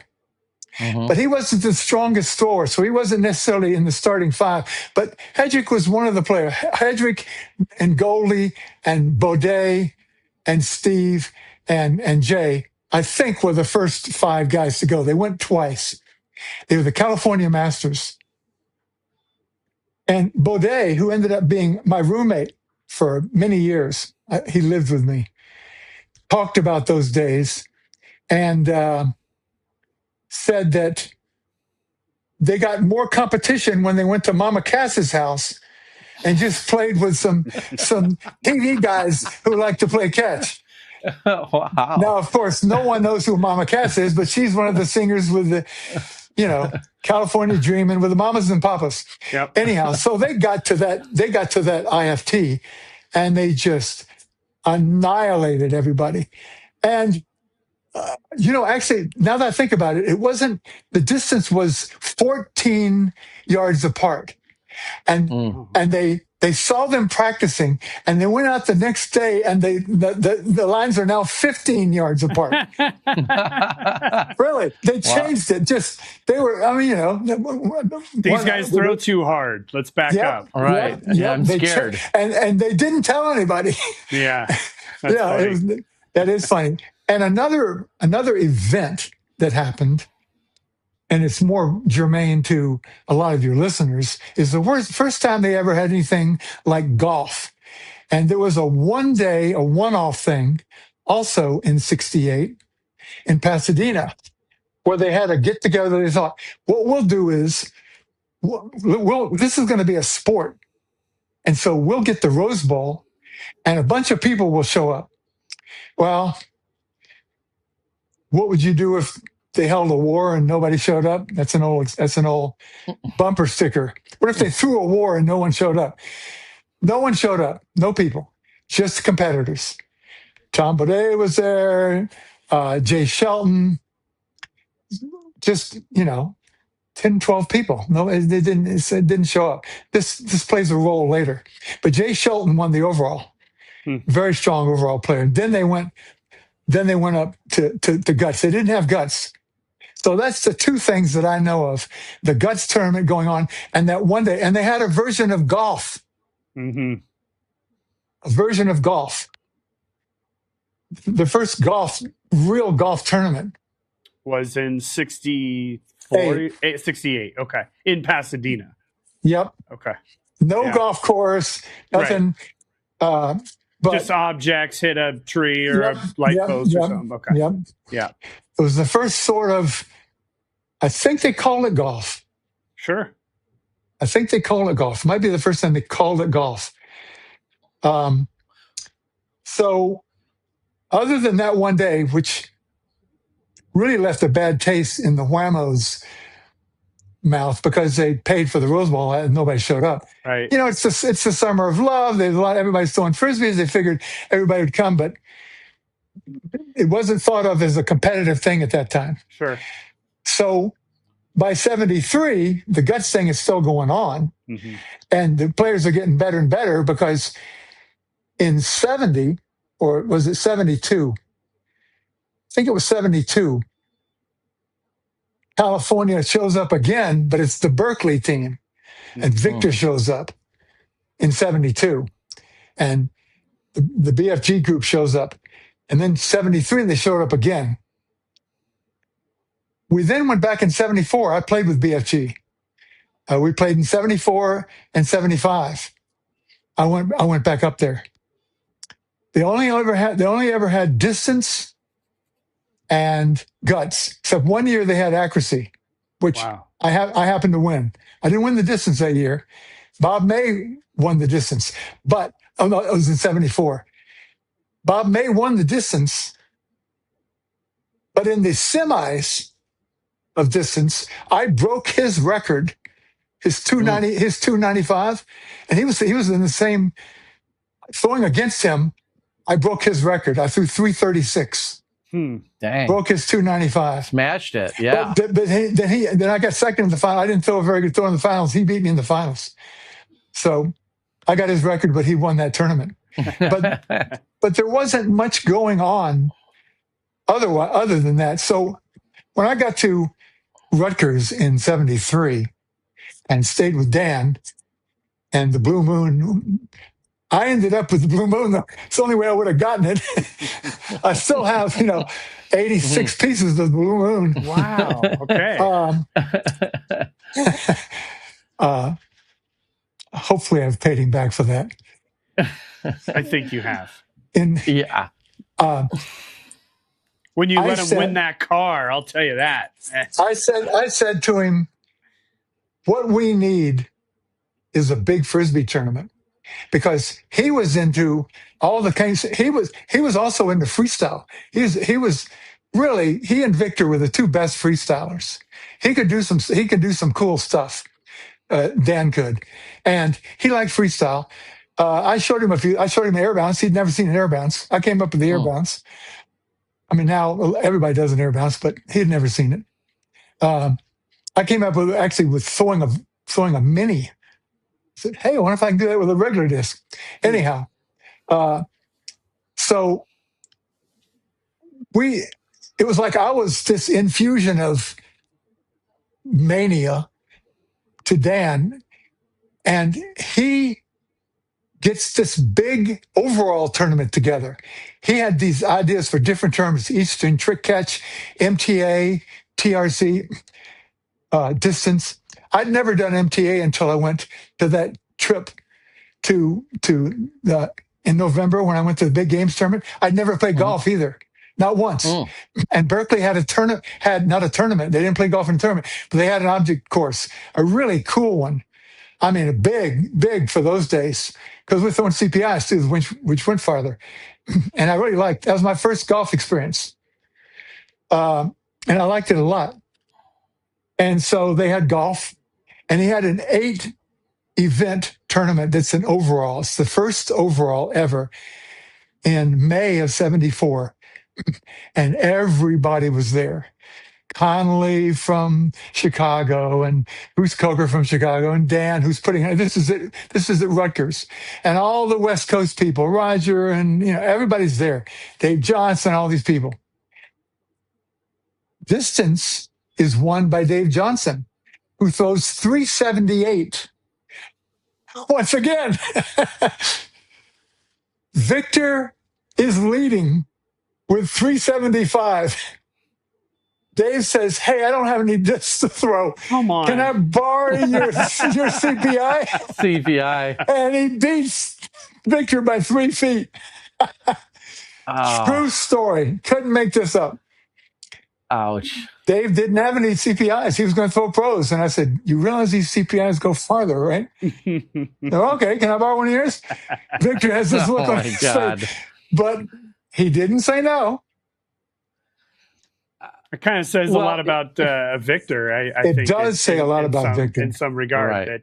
Right. This it kind of brings an overarching point, and we can get back to the timeline. But what I want to sidetrack on quickly is what you just said about sharing, the idea of an air bounce and sharing ideas about throws. And showing up to a competition, sharing Frisbees among one another and showing each other's tricks, going out to California and immediately learning things. Can you just describe the culture in those days, for lack of a better word, just sharing, of like learning from one another? And where did that sharing happen versus where did like the guarded, secrets, keeping things close to your chest? Like, do you know what I mean? Like, where does that fine line of, hey, I don't want to train my next best challenger, but yet we're friends and we're doing things together and we're learning together. Can you kind of just describe that psyche that's happening at that time, and what are you gatekeeping, I guess is the word we would use today? And what aren't you gatekeeping, maybe? It was the days of Vietnam. It was Watergate. It was protests. It was huge. The kids think that this rift politically in the United States right now between the right and the left, you think it's a big deal now. It was a bigger deal then. You don't see banks being burned and riots in the streets and the violence and all that. This is something that has happened before. We got it together, and we'll get this one together too. This will also change. There's going to have to be a melding of the two cultures. Like I mentioned AI earlier, I'm not going to get off on a rant, but very soon there's going to have to be a lot of changes in the way that vulture capitalism has sort of taken over, and the trillionaires are getting richer and the lower class are being excluded. That's going to have to get fixed. Capitalism in its current state is one of those noble lies. It got us out of the trees. It got us through World War II. It's now a paradigm who has seen its time. It's time for a paradigm shift. And I almost think sometimes that all of this has happened because the humans have come up with a way of fixing it, because universal basic income, once you have half the people who no longer have jobs, whose jobs are being done by AI, and that's coming, no question. I'm not so much worried about AI deciding that we're the virus and the earth needs to be cleansed. I see it as doing stuff that Joe Sixpack can do. Now, not immediately. The plumbers and those people are going to have jobs for a long time. But I'm just saying, As an aside, I see this rift being healed. I don't think that this current polarization is going to last. Through necessity, there's going to have to be a lot more government involvement in stuff, because the corporations aren't going to voluntarily start sending money to people. There's going to have to be universal basic income. Anyhow, in the 70s, that was going on. So you have the industrial, the military industrial complex, which is starting to grow. I mean, Eisenhower was warning against it at the end of 59 when he was turning it over to Kennedy. It's starting to grow. The desensitization because of TV is starting to grow. We're starting to, the beginnings of what we have now, we're starting to come into play. So Frisbee was a countercultural thing. If you saw a picture of it, you saw it at Woodstock with Frisbees being thrown. This is a Frisbee. You'll never see your Frisbee again. You throw it, and then people, it became emblematic of make love, not war, sharing, not toxic competition, cooperation, not toxic masculinity. Every man for himself. It was a reaction to the military industrial complex. Plus, there's something about Frisbee. I'm totally in belief that there's a difference between a Frisbee and any other thing that we do. We touched on that briefly, but I tell this to people all the time. I toss them my keys and they catch my keys, no problem. I say, you've been programmed to predict parabolic arcs. We grow up in a gravity well. Parabolic arcs happen everywhere. Every golf game, every single sport, parabolas. You just get used to it. You throw the water, paper into the trash can. We're just used to it. Frisbees don't travel in parabolas. They fly. And there's some part of your brain, and this has been said by me before and by many other people. I like Craven Sickles' line, when you throw a Frisbee, some little part of your soul flies with it. There's something about flying and birds and having dreams of flight that I said earlier, when a ball dreams, it dreams as a Frisbee. There's something non-linear about it. Like, you don't go out just to watch a baseball's flight. Golf has a little bit of it. You get some bend, and that's the cool stuff with people that can work a golf ball a little bit. And baseball pitchers can move it a little bit. The curves and all, that's the sexy part of baseball. But it's very predictable. And I mean, you see Messi curving a soccer ball into the goal. We like non-predictable stuff, and flight is the most unpredictable of anything. So when a person would throw a Frisbee, they're getting together in the summer of 67 or 60. They've never been to the beach, and they throw it. First, they can't do it because it turns over and they roll the wrist. But a couple of little throws, they figure out about keeping the wrist caught, and they get it to fly. Psychologically, it does something that they are not aware of that is sort of addictive. And so the whole cooperative thing came from being anti-establishment. And yet the growth of it, I think, had to do with the cool flight of it. And as cool as what we could do with Frisbees, and actually that's not true. You can still do things with a DDC disc that you can't do with a golf disc. But of course you can do things with a golf disc you can't do with a DDC disc. You can't throw a DDC disc that goes one direction and then stops and comes back, goes the other direction. But you can make them fly. I have this whole DDC was what I did when I came back later. I had this whole class of throws called fractals that fly totally, and they flip upside down. They're cool things you can. Anyhow, my point is, to your point, there was change was in the air. It really was. In the early 70s, change was literally in the air. And throwing a Frisbee was a way of participating in a countercultural thing. They kind of went with each other. And so now, maybe it's getting a little more popular. Like, they had a Rose Bowl back in 68 and there was nothing. So in the timeline of things, Dan has this overall. Everybody comes, first big overall, bunch of events, and Victor gets second in distance, and Dave Johnson beats him. I get third in distance again. I'm glad I'm not through 270 something. So, but I did win the overall, and winning that distance. I mean, just for me, I mean, I don't. Nobody wants to hear, braggy ego crap. So as you get older, you're thinking, I had no control over any of that. I can't take credit for any of it. I'm just bouncing like a pinball off of things. Like Dan, the Stork Roddick, was a very focused, disciplined guy who was invented all kinds of cool stuff. I wish I'd had that sort of self-knowledge. I don't know what's going on. I'm getting high and playing music, and I was just a pinball bouncing off of things. But for whatever reason, I happened to rise to the top of that overall, which was another one of those seminal moments. Like I say, the only other trophy I have is that trophy from '74. That trophy. That's the only other one I keep.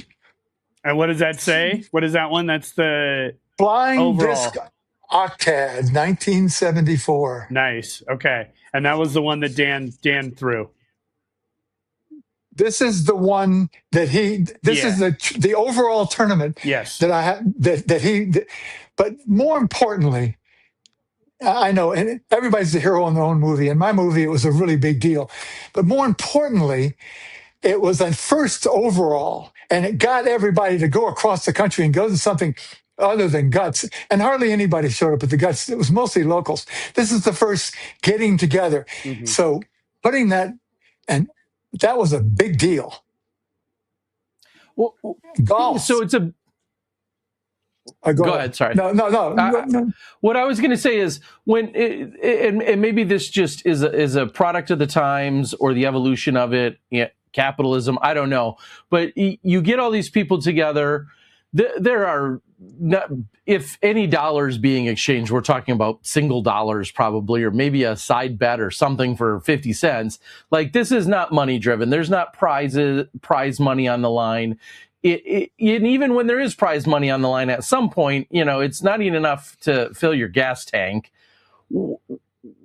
What is it about that culture of people getting together for an entire weekend, whether you're camping or at friend's house and there's 20 people at a house?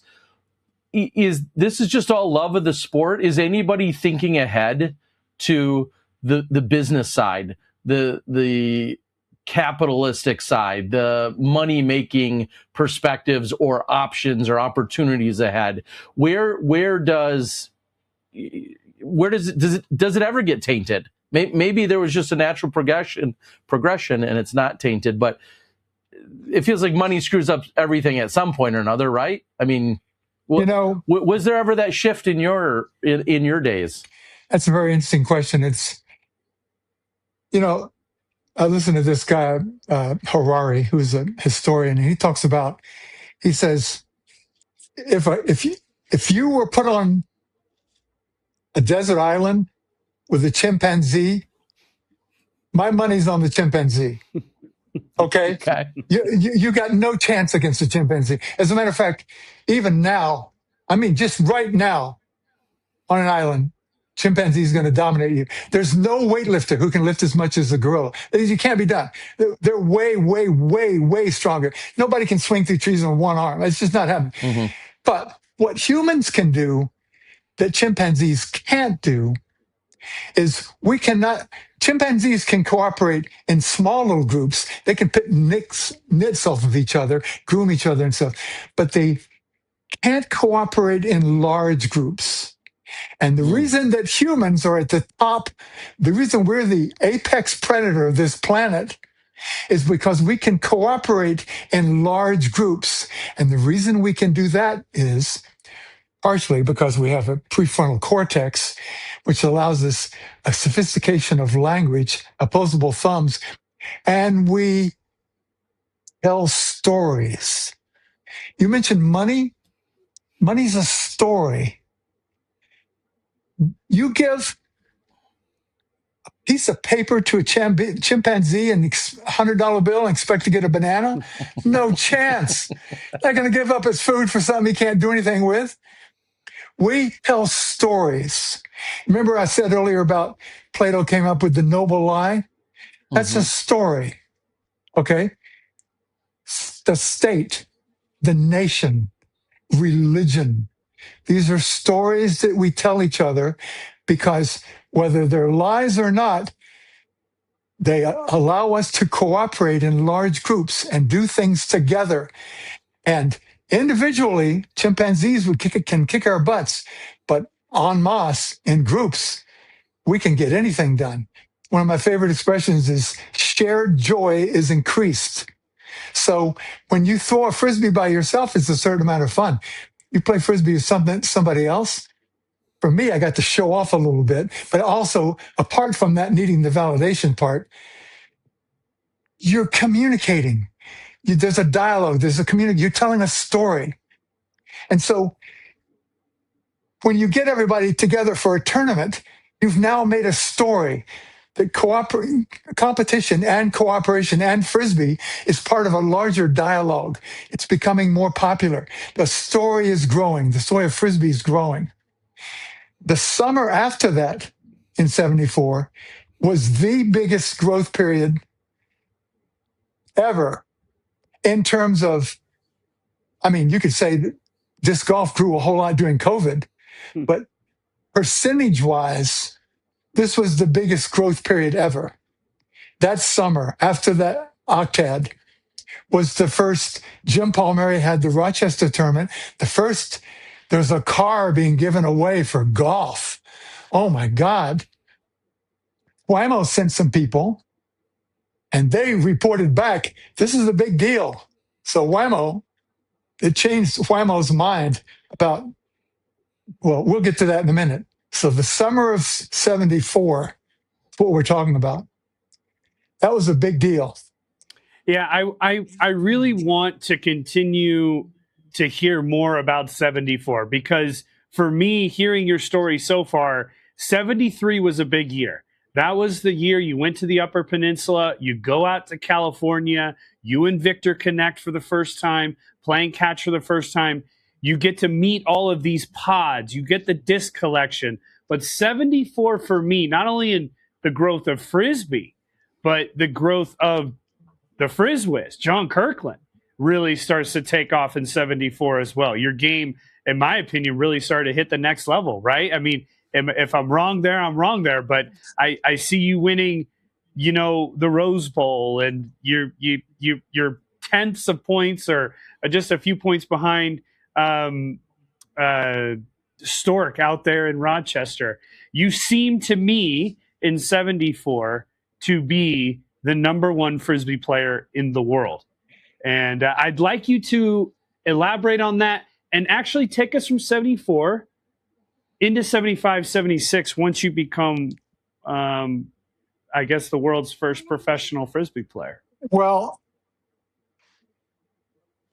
my hero is Victor, and another one of my heroes is Stork, just because of, like I said, on the Mount Rushmore, you've got Walter Fred Morrison, and you've got Ed Headrick, and you've got Dan Roddick, and you've got Victor Malafronte. And just in terms of the beginning, then later you get Kenny and Nate and all, there's all these, and Paul. There are all these great names.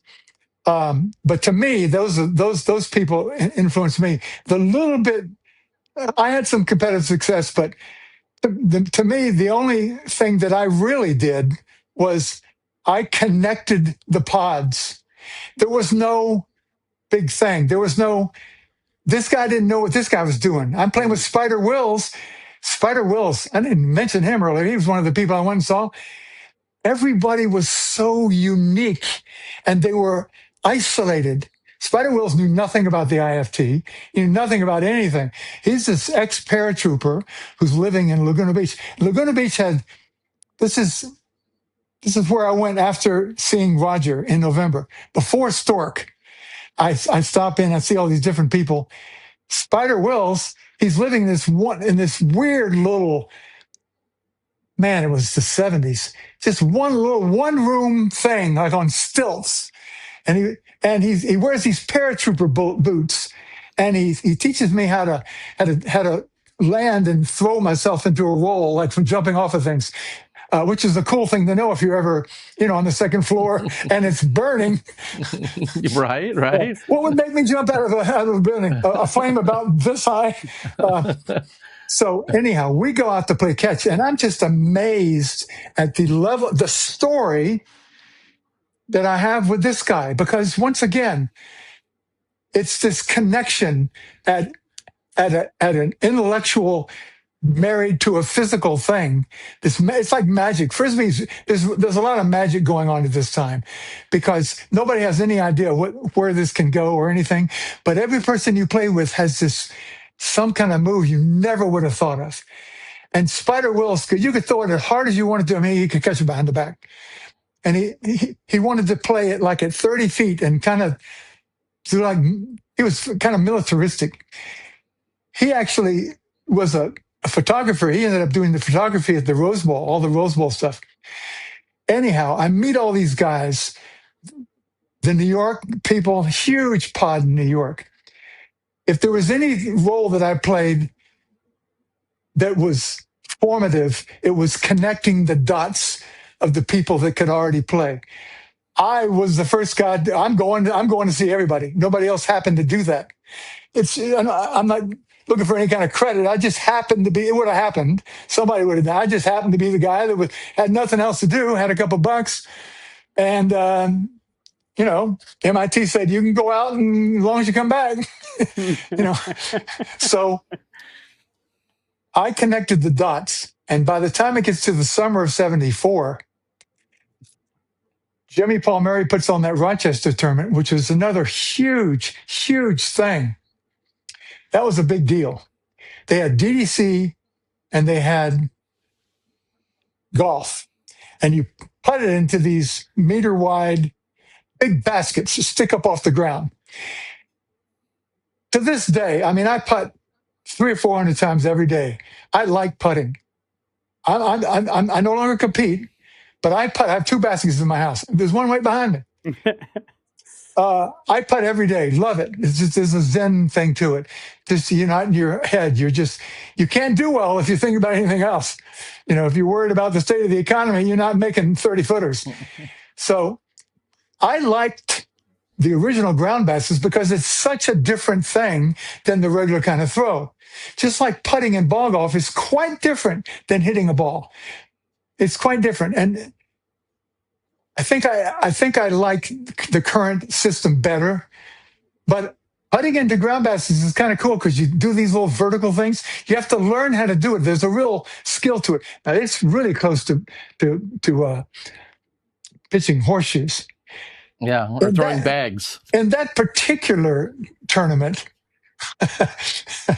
I'm just not an organized guy. I am flying by the seat of my pants and occasionally by the seat of perhaps somebody else's pants that I'm interested in. In this particular case, I'm supposed to show up in Rochester on Thursday night, play the golf course, learn all that, so I'd be ready for the tournament. I got into this chasing fancy. I was looking for my wife, and I hadn't found her yet. But it turns out this was a good thing on my part because I kept looking until I found her, which was the best thing that ever happened to me. So I'm sort of glad for this. But as a result, and this isn't excusing me, it's just saying the events that they happened, I never got a chance to putt or to throw on the golf course ever until I played the round on Saturday morning. Because I arrived at 11 o'clock on Friday night. So I had no idea. So I tried to throw into the baskets. Dan, the Stork, Mr. Organized, Roddick, he figured out on Friday that they're not going in like this. Notice when I did this, I did left-handed because he's lefty. I immediately think of him being lefty. Right. I mean, I'd give my right arm to be amphibious. Right. It'll take a minute. I got you. Yeah. So, So anyhow, he figures out how to putt, which is the way you vertically putt. And then you just have to learn. It's a little bit of wind. You have to aim right or aim left, and the wind moves it. So I played the first round. I'm way back. I don't even figure out vertical putting till the very end of the thing. And so there, to win that car, you had to get points from golf and equal points in DDC. Now, no one had ever seen DDC. No one had practiced it ahead of time. As far as I know, Dan didn't play it on Friday when he got there. That's a great question. Dan, if you're listening, text me. Did you play DDC before we got to that tournament? But in those days, it's one-on-one. The two courts, and it's a great game. I mean, it's really the modern version of DDC is the best thing that Frisbee has to offer. Because everything that golf has, except for some really cool shapes, you watch Eagle or Gannon throw these shapes through the woods. That's really cool too. You get the same visual thing, but a bunch more in DDC. Plus, you get catching, all the guts, all the trick stuff. DDC just takes. Let's put it this way: it's easier to learn golf than it is to learn DDC. You can get to be a freestyler in a year. You can get to be a golfer in a year. You can't get to be a DDCer in a year. It's the most involved, but it's also the coolest thing. As Conrad Damon, who's the number one DDC player of all time, would say, it's the most fun you can have with a disc ever. Yeah, and it's very spectator, just a quick point to all that. It's also right there in front of you spectator-wise. I mean, you're not, unlike an MTA or a TRC where they're throwing and running or whatever. In golf, obviously, you're going out on a course. Even Ultimate, you're maybe getting a little bit, the field's so much bigger. Like DDC, is just built for spectating too, which I think gives it another huge advantage. Unfortunately, it's not nearly as popular as most of those other things. I think it's because it takes so much to learn it. That there's the bar that you have to get to just to be able to kind of play it. The learning curve is high, but once you get it, and you need 4 people. Now, at the tournament in Rochester, it was one-on-one. We hadn't figured out that pairs was better yet, and we'd never figured out. We had to figure it out as we played. So as we played, we figured out how to do it. How do you do this? How do you do this? And it got down to me and one other guy, me and a guy named Mark Dana. Very good. He made a little book on Frisbee. And I gave him the idea, but I didn't get credit for that dog, of putting the book inside of a Frisbee that you bring with the book. But anyhow, if you're listening, Mark. That's a great idea. I just outed you. Anyhow. I smell royalties somewhere. I smell them in the air. No, the credit goes to him for writing the book. I didn't write the book. I just had I did the easy part. I wish I'd written a book. All the guys, Victor wrote a book. Anyhow. So as it turned out in DDC, I ended up winning the DDC in the finals. Stork got 3rd. I got 4th in golf. He got 3rd and first in golf. So the difference between 1st and 4th and 1st and 3rd was the difference in the car. Right. Now, ouch, that close to a car. Let's just say, if I had learned the putting earlier, I like to tell Stork that I would have given him a run for his money, but I don't know that. And all it really comes down to is he was together enough to get there the day before, figured out how to do it, so he deserved the car.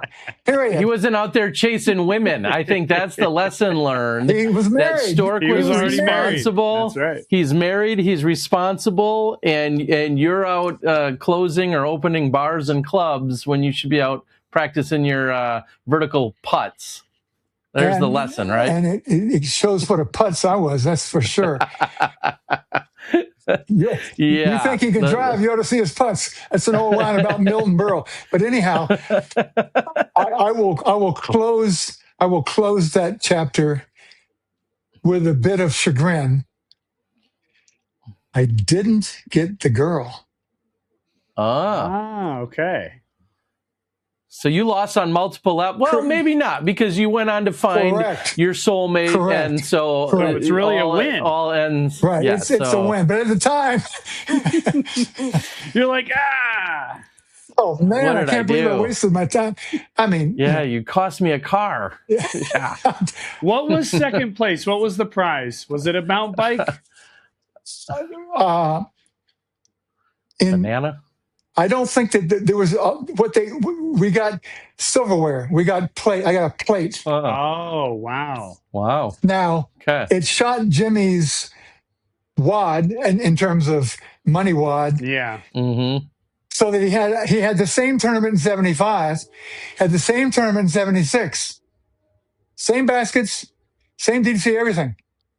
I won both of those, but I won bicycles. Okay. Gotcha. That's where the bike came from. I won 2 different bikes. Yes. Okay. Interesting. Well, Yeah, and those 2 combined didn't quite pay for a tenth of the car. No, but that was really, won back by Stork. Yeah, I really, and no joke, think that he deserved that car. He did. He actually did. He did the due diligence. He figured out stuff. He's a thoughtful guy, and it's the reason that we're still playing. I mean, if he hadn't shepherded us through the 80s, when it became obvious that there was so much money to be made by selling the company, Spud and Rich sold the company, and then of course the people that bought it, they could care less. Kransko, they didn't care about it, and Mattel, they didn't care about it, and so now he's laboring in the wilderness trying to keep this thing going. Wymo put the money into it. Wymo had those. We're going to get to that. That's the end of the summer. So there are some reps who show up. It was probably Tony Furman, he was the New York PR guy. Tony Furman and somebody else, maybe Ernie Wilkinson. He was their premium guy. They saw golf and they thought, that's kind of cool. And a lot of people showed up in Rochester. It was a big deal. The car was a big deal. That was a good idea. Jimmy, not only does Jimmy get the first big prize, I mean, he's one of the, he's another one of those people. If there were 5 people, you have to put Paul Mary up there. Because not only did he get money and got the whole thing going, he invented DDC, which is the most fun you can have with a disc ever. It was he came up with that game. So I can't say enough about Jimmy Palmieri, one of my heroes.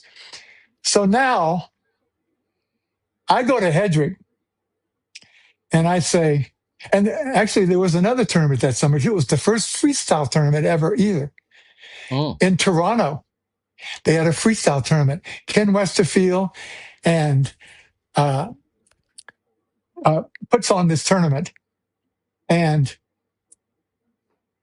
it was freestyle. It was the first time there was ever freestyle. The first judged. First time judged freestyle. Okay. There was freestyle at the Octad, but it really wasn't judged freestyle. You just had points for catches versus drops or something? Yeah, and it turned into like playing guts at 30 meters. Okay, it wasn't so much an art form versus more of a pointed sort of, you caught it, you dropped it. You were supposed to get points if you caught for every catch, but didn't have cooperation. It became competitive. Gotcha. Whereas freestyle is inherently you're trying to make your partner look good. I mean, in the finals, the Octave was just me and Victor, and we're not going to set the other guy up for anything good because we learned early on, that you don't want to make him look good because you don't get points when he catches good. Interesting. Right. It was dumb. It wasn't dumb having a freestyle the way Stork played. It wasn't like that at all. He was very inclusive. He had nothing competitive in his game at all. He was one of the very, very best early freestylers. I loved playing with him. He and I won Santa Barbara in 75 at the beach. Oh, what a pleasure to play with. He's so graceful. You see a big old 6'7" guy who can bend, do these contortions, get into such these cool positions. Oh, he was just marvelous. But that particular event didn't last. MTA and TRC, they lasted. Matter of fact, I set the world record in MTA and TRC. The first world records ever were at that tournament. 10 seconds for MTA and 155. At the Octad. 155 feet for TRC. First Okay. records. Wow. Wow. The first time they were ever timed Officially for a recorded, reason. Yeah. Man, 74. That's a year, man. That's some kind of year. Right. It is a year. And it's not even getting to the good part yet. Right. This has all just been crappy up to this point. So No, Right. no, Are you even living life yet? Jeez. It is the best I've ever felt in my entire life at this point. I'm loving it. Frisbee is there. I found my peeps. I found something, I didn't find that in And life. you're 28 at that point, if I'm doing my math, roughly 28 years old. I turned 28 November. I turned 28 in October. I turned 28 in October. So I'm 27. Yep. Okay. Yeah. Okay. So, and I'm in pretty good shape. I'm reasonably, I'm in decent physical shape. Even though I thought I found my peeps earlier when I was in Boston, I was a professional musician, jazz musician. I thought I was going to be a jazz drummer, but that was not. That was athletic in a sort of a coordinated sense, but it wasn't as athletic as Frisbee. Mm-hmm. It was Plus, Phil Collins already had that gig with Genesis by then. So yeah. Anyway, I was, all right, go on. So I go. So I now.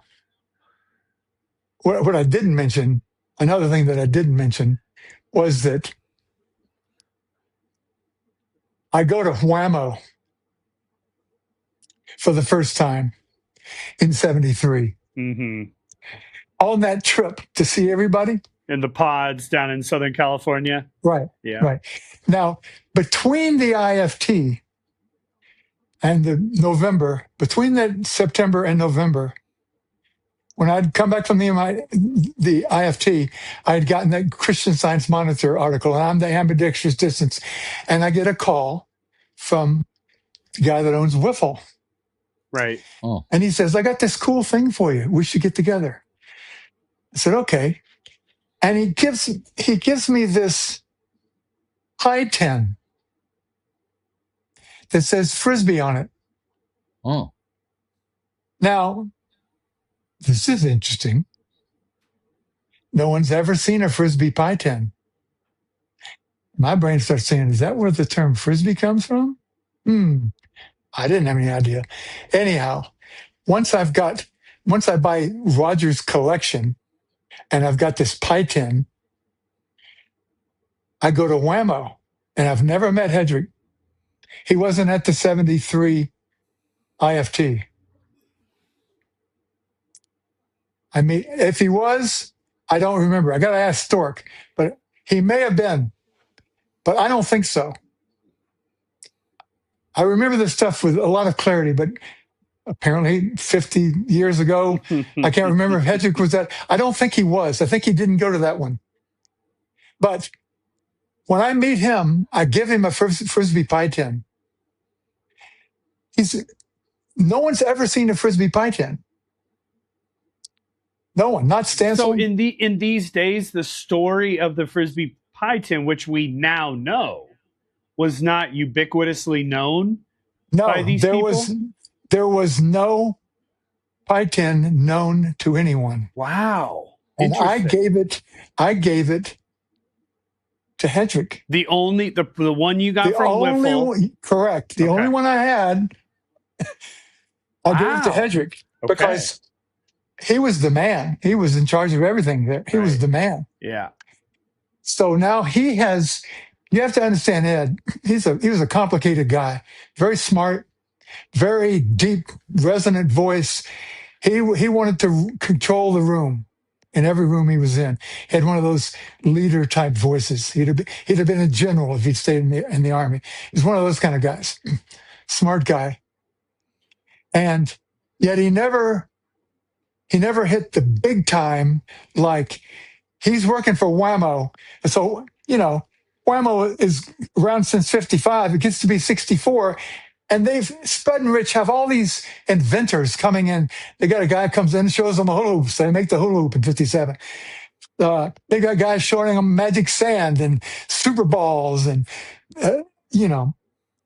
hacky sacks, all these things. They had no idea how to market. So they realized that their expertise, their wheelhouse wasn't in marketing. So they get Headrick in as the vice president, and he's going to be in charge of making it more popular. And it went nuts under him. It helps because he invented ridges. Frisbees have ridges. Headrick came up. That's not going to mean anything to anybody who hasn't heard a Ruffles commercial. So now he has the patent on the Pro. They start making the Pro. So he's indispensable. He's an inventive guy. He told me at one time, he explained a bunch of aerodynamic stuff to me. I'll get back to that. The ridges, spoiler, the ridges slow it down.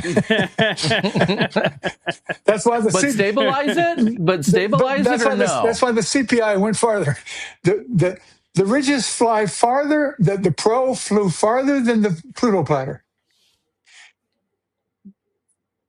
So he comes up with the Pluto. He comes up with the Pro in '64. Now he's working for him. Baudet works for him in '67. They come up with this cure for smoking. He gets the California Masters, blah, blah, blah. So he's the guy at Whammo. But he has that '68 Rose Bowl thing, and there's no money to be made. So I go to him after Rochester, and now I've given him the pie tin back at that point. And so now he's the kind of guy, he now owes me. If you're a Seinfeld watcher, he had hand. He now has hand. George says, I have no hand, Jerry. I have no hand. I know, I'm old. Except I'm not letting the old man in. That's how you stay young. I'm not old when I play disc golf. I'm not going to let the old man in. So I go to see, I've now got hand. So he says, there's this big wall there of discs. And he says, you can have anything you want on the wall. Man, I wish I had that choice now. Anyhow, so I get a disc. Also, I complained to him. I say, I joined the IFA back in, as soon as the first IFA was formed, I sent my 50 cents in. It never came back to me. Side note, when Stork took over for him later, there was a room full of those applications that never did anything with. Yep. Not only that, but there were masters that if you registered, each master had a serial number, and if you registered it with Whammo, they'd send it back to you if it was ever turned in. There was a room full of masters they never sent back. Right. Anyhow, Stork. Yeah. I don't know if Stork told that story or not. Yeah, he told us that the lost and found was more of it got turned in, but not necessarily returned to the to the right people. That's the story that I love. I just love that story. But so I got gypped out of. Can you say that? Doesn't mean gypsy. You probably shouldn't say that. Okay. I got screwed. There you go. That's more clear. Out of an early IFA number because they didn't respond to it. Right. So he says, I complained to Headrick about it. So he opens his drawer and pulls out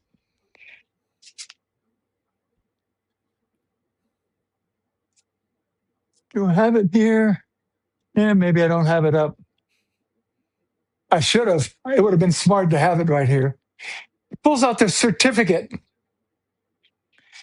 and says, number 100 IFA, you are the number 100. He saved it from the time he started the IFA.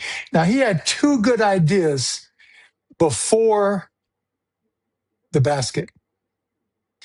His two good ideas were there should be some standardized test to tell a minimum, like the skills that you have to do, the compulsories in ice skating. Mm-hmm. There's some, we just don't want anybody, you have to be able to pass some.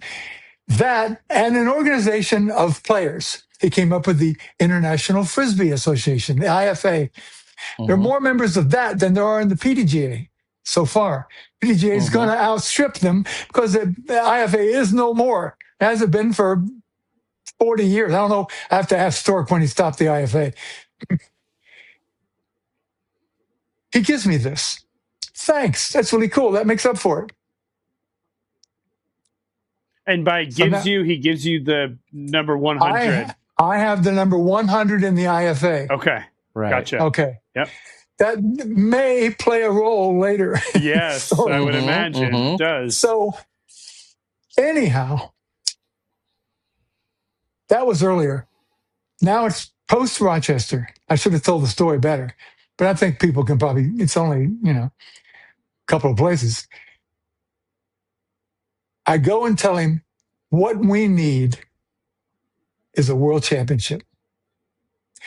And he says, now he's the wise businessman, and I'm just the stars in his eyes neophyte who doesn't understand how business works. And that would be an apt description, by the way. I didn't really understand how business worked. All right. But he said, we tried that, kid. It's not going to be a sport. Suffice it to say that between Stork, Victor, me, and the people who saw the tournament in Rochester, there was a growing movement. One other thing that happened, I might mention previous, that may figure in.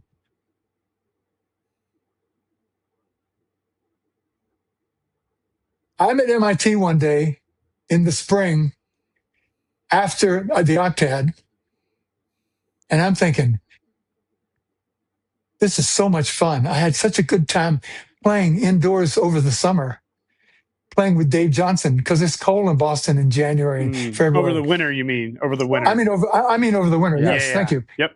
I'm playing indoors with Dave Johnson after I met him the previous summer. We play all that winter.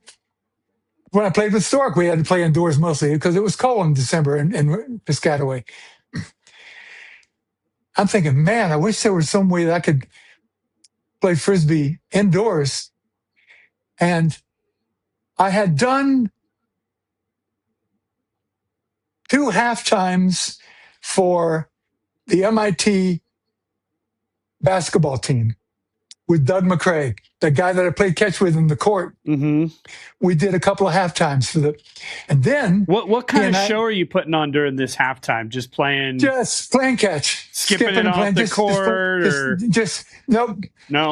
no baskets, nothing. Really, just playing catch. We're just playing catch. They only have 5 minutes, 3 minutes, just short little Frisbee demo. Okay. Yeah, there are people who can play Frisbee. Cool. Then I did 2 with the Celtics.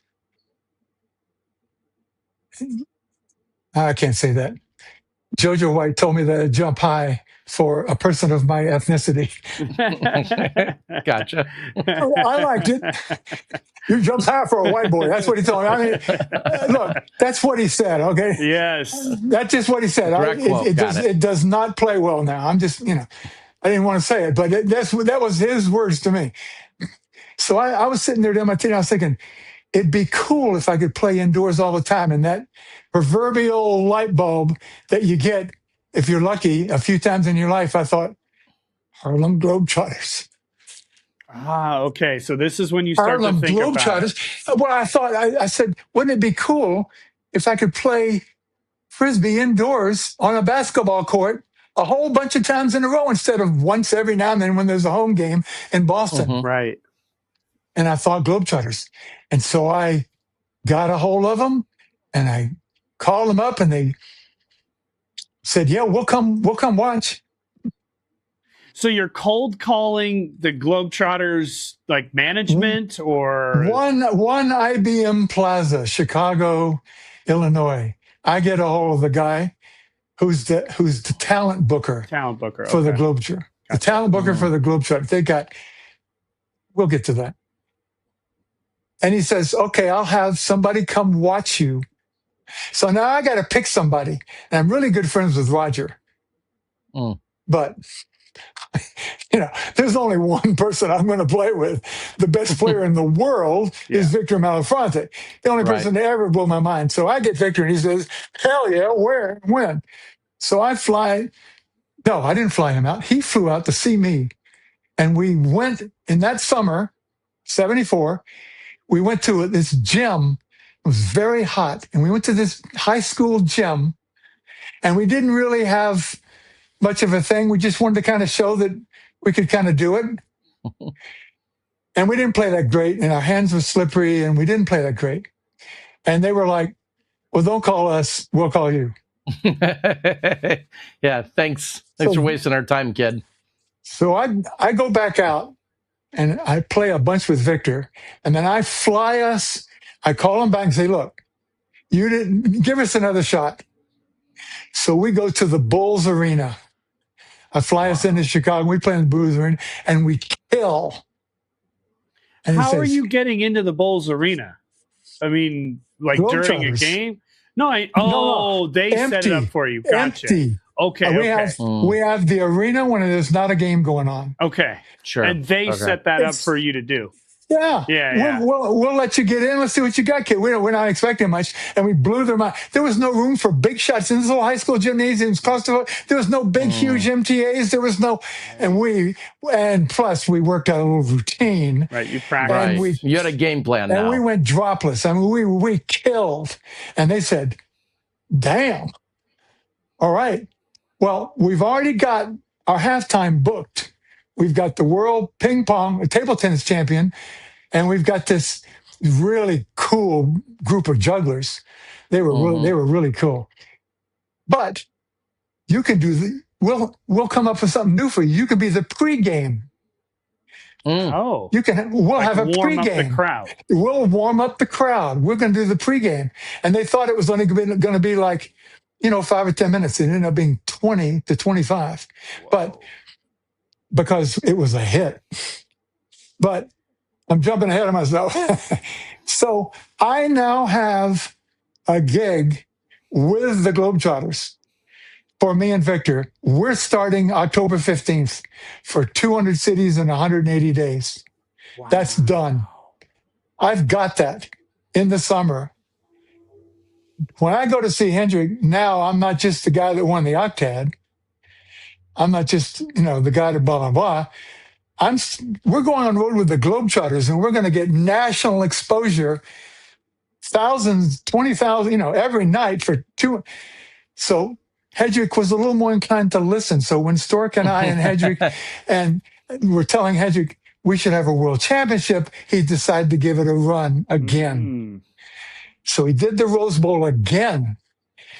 And the Rose Bowl this time got 30,000 people or something. Wow. I mean, it was a big deal. So 68, it's empty. Nothing. Nobody. Locals. Nobody. You're playing guts and something else. No guts. Or whatever. No guts, distance. And the World Class. We did the Masters test. Oh, Masters test. They did the Masters test. Okay, so that's 68. Jay Sheldon won the distance and the Masters test. Okay. So he was the overall winner. There's nothing between 68 and 74? Correct. Okay. Nothing. They do. Whammo does nothing. Okay. Other than the occasional Frisbee in the park to sell premiums. Okay. Radio promotions. No tournaments. Gotcha. But it's starting to sound like this thing's getting to be a thing because of 73 and 74. I in my mind, I kind of sold him on it, but it wasn't just me. It was other people. It was the results of the thing. Yeah. But everybody just remembers what they did, and I gave him a full on, you got to believe me, this thing's a sport. Take it from me. I've been all over the country. I've been to all these places. They're playing it in Central Park. They're playing it in Laguna Beach. It's a thing. All you need is to tie it all together. And he went for it. So I don't want to derail too much, but somebody's going to ask, and I think about having conversations with the Crazy Johns and the Bud Light team and just promos and Frisbees and traveling shows and exhibitions. So I think somebody's listening right now is saying, what an awesome experience. You're with the Globetrotters, a couple hundred shows around the country. What is that paying at that time? Is that paying a rock star rate? Is that paying a minimum wage rate? Or are you doing it just for the travel expenses? What is a gig like that net you? Besides a damn good time, what does a gig like that net you? First of all, there was a movie that Woody Allen made called "What's New Pussycat," and he's talking about getting a gig helping the women change. It's a job at a burlesque show, and some guy said, "Well, how much money is involved?" Yeah, it's 125 francs a week. It's all I could afford. so right. I for sure would have done it for nothing. Just saying, I would have done it for nothing. Of course, they offered us $475 a week. And everybody says to me, a piece? And I said, no. $475 splitting between me and Victor. Now, we don't have to pay for transportation. Okay. We're on the bus with the Globetrotters. Right. Okay. There's no, so I don't have to get us to the next place. And we get special room rates, and we're paying $19 a night for Holiday Inns, and we're rooming together. Okay. So we could barely make it work. And after the guy saw us, he raised it to $575. Okay. Because and he said, you can take as long in the pregame as you want. He just, we worked our way into it. But he knew that I was so crazy to do it. Right. I was good at selling Frisbee, but I wasn't good at selling that you need me. I wasn't good at business. Right. I just didn't know about how to do that. Okay. No, I mean, all three of us have done countless things in disc golf that we clearly would continue to do for free or even at a loss because of the love of the Frisbee and the love of the game and everything else. But I had to ask, what does that look like back in those days? So this incredible honor and experience, I mean, you're literally traveling with the Globetrotters, which I'm sure were probably in their heyday in around those years. Like living a rock star life, maybe not quite stuffing your bank account fully, but living a rock star life with doing something you love. How does it get better than that? Well, the cool thing about it was we talked Headrick into having the 74 Rose Bowl. Right. And Headrick did two things. He came up with a way of testing everybody, and he came up with an association. So in the World Championships now, the first World Frisbee Championships, he upgrades the Master Test to the World Class Test, which is now harder than the Masters Test. He still is thinking that, and the PDGA is the other thing he came up with. It was just an upgrade of the IFA. Those were his two main things, apart from, something very important that we all love, the basket. So he only wants to have two events, the World Class Test and distance. And Stork and I, we've just had the Octad. Stork's an overall guy. Stork is telling him, hey, the Rochester thing, golf and accuracy and, how about all the other stuff? Nope. Just distance. So, as it turned out, Victor won the World Class Test, and I won the distance. Wow. Couldn't have worked out better because we're the Globetrotter boys. Right. When did the Globetrotter gigs start? After that? October. This is the end of August. Okay. Gotcha. Right. World Frisbee Championships, the end of August. Globetrotters start in October. Okay. So the first two world champions are the Globetrotter boys. It was just, I didn't really throw that much harder than Dave Johnson. He won it in 75. Dave Johnson won it in 75. Actually, the way I won the distance in 74, there were like two or three of us threw between 75 and 80. Just a few guys. They could throw really hard.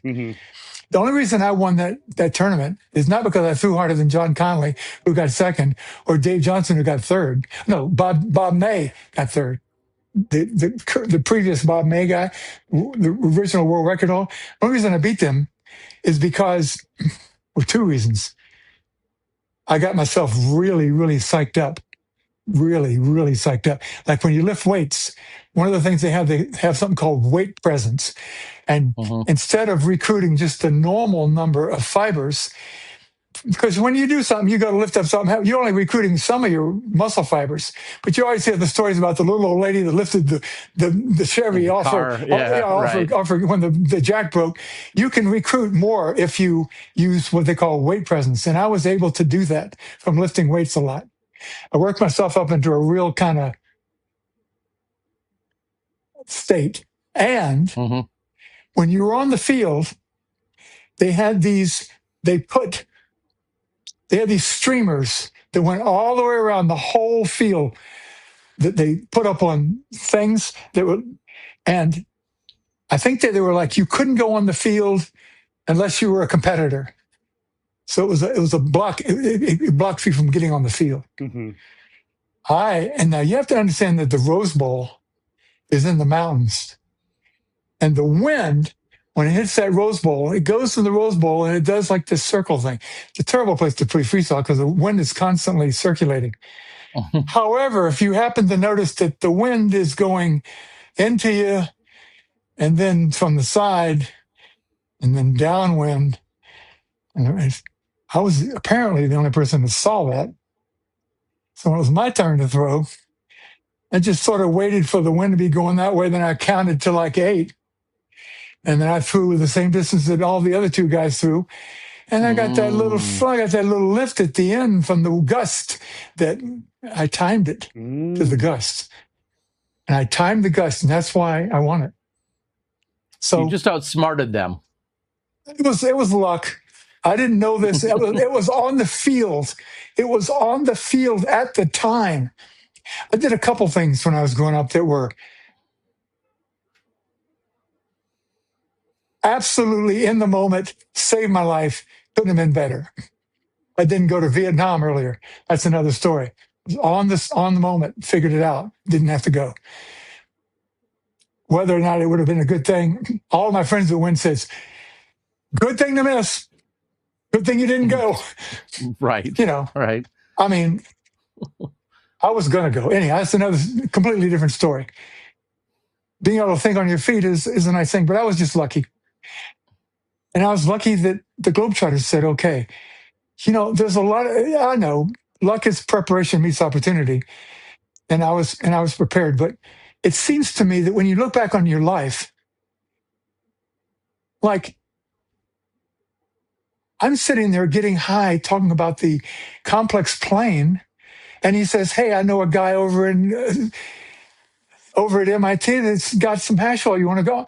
I was the farthest thing from my mind. I met my wife at MIT. I got back into Frisbee. It was the single defining moment of my life, that decision. Nothing could be farther from my thoughts.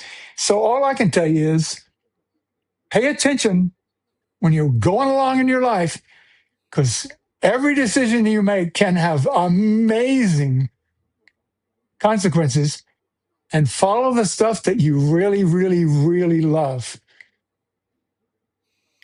Well said. Well, I was just going to say, I don't think there's a better high note, pardon the pun, on wrapping us up. I mean, some would say yes to everything, follow your heart. There's probably 100 cliches in there that are all 100% appropriate.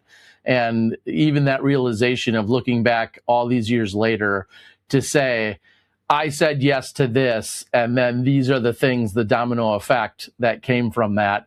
And not everything is always, it's not all roses for us all the time, but to be able to look back and think about some of those decisions, some of those crossroads that then led to the next step and the next step that, if you're out there willing to embrace what life's putting in front of you, good things can come. And it's not, like I said, always going to be roses, but for our sake in disc golf, it's worked out that you've done what you've done. There's a great movie called Sliding Doors with Gwyneth Paltrow, and it's about you make the train or you don't make the train. And it's very interesting. It talks that way.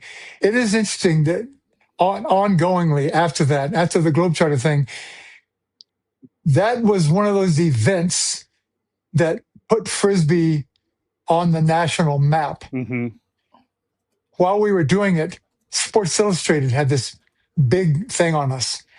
And it was the first time Frisbee's been featured. There's full color photos, and we had John Zimmerman was a photographer. He's the guy that did all the swimsuit models. He was their man. That so many people come up and say that's what did it. And earlier when we were talking about the magic and all that, and I think about in Ultimate what they call spirit in Ultimate. Mm-hmm. That spirit that like we had in the 60s about how this is bringing us together and it's more important than war and money and all that kind of stuff. Ultimate's kind of keeping it going, even though Ultimate's big enough for there to be lots of, real. I mean, the early days of Ultimate, everybody got high and drank when they played. Now you got really serious athletes, and there's room for that too. But it was so cool the way that it went, because when Headrick, who always wanted to be the number one guy, he never really got the props. I mean, he would go into meetings and he wasn't the main guy. He never got to be one of the boys. Baudet, who worked for him and was my roommate, he said he'd go and he could tell what kind of meeting they had the night before by the liquor levels in the Right. whether they got anything done or not. But so Headrick, once we had that 74 Rose Bowl, then we had a 75 Rose Bowl. They added freestyle and accuracy, nothing else, and golf. In golf, TK won the first World Frisbee Championships, World Golf Championships. Yep. But they were poles. Oh, They weren't baskets. They were poles. You're trying to wrap it up, but there's a couple of cool things that happened right at this point. We get the first disc golf course. Headrick invents disc golf, and there's the pole, and he says, and we were all giving him feedback. Guys 300 feet away, and it slides up, and one guy's going, "Yeah, it hit off the pole," and everybody's going, Right. So they had to have something that was unambiguous. So he comes up with the basket. I remember being in his garage when he says, "This is the highest industrial grade wire that you can get. It's made out of wire. It's actually a type of wire." And he said, "What do you think?" And I said, "Okay, it was weird. It was not the one that you've seen right now. You can come in it. You can come in it from 4 different directions." I've got a picture of it somewhere of me standing with it with the prototype. It wasn't what it is now. And I said, "Is this the best thing that we could have come up with?" He says, he cuts me off because I'm still the neophyte. It's eminently patentable, my boy. He was about the money. He was about the money. Right. He was a smart guy. Yeah. But mentioning him, it's interesting, and I'll let you go with that one. When he came to see us with the Globetrotters, Stork told you about that. Well, at least he told you about the Madison Square Garden one. That was going to be my final question for this time that we have with you. And by the way, I just want to say, John, today this conversation has been incredible.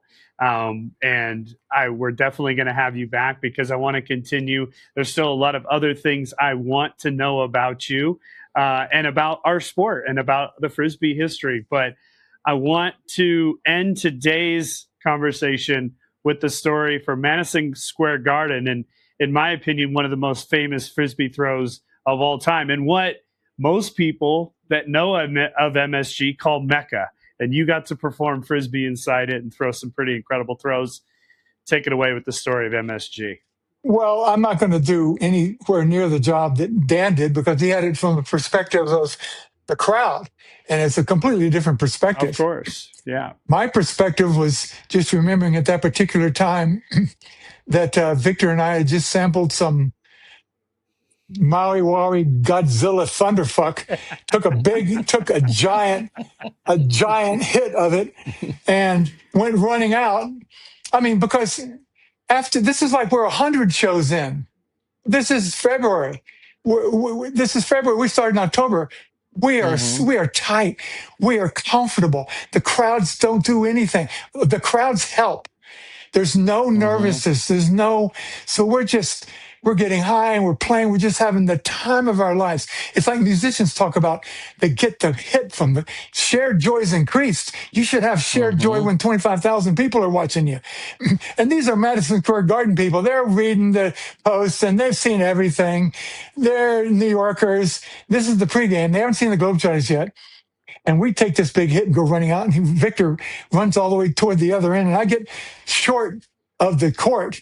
And Madison Square Garden's big. It's a lot bigger than just the basketball court. It's other stuff. And then there's seats. And I just look up there, and I reach down, and we're throwing these Super Pros. And I threw probably 78 miles an hour, hard as I could, hyzer, every ounce of power that I had in me, and we're playing 8 hours a day, every day. It goes up past the air conditioning to the very top, over everyone's heads, and it's a hyzer now.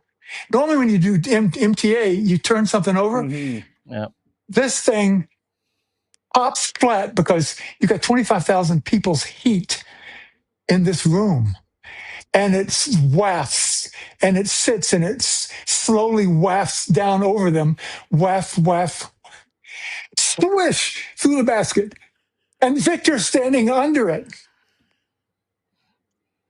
Wow. I will never feel the goosebumps like I did at that particular moment. It was like one of those, I mean, it's just luck. I was not trying to make it. I was throwing it to Victor. He happened to be under the basket. Complete. I had never done it before. I'd never tried it. But now, to be fair, we spent a lot of time throwing huge MTAs in all these arenas. We get to a new, we're on the bus with the Globetrotters. We get to a new, hey, let's go find a girl that will show up at will call tickets and let's go play. Still looking for G. But that was the first time that Stork had seen us, the first time that Ed Headrick had seen us.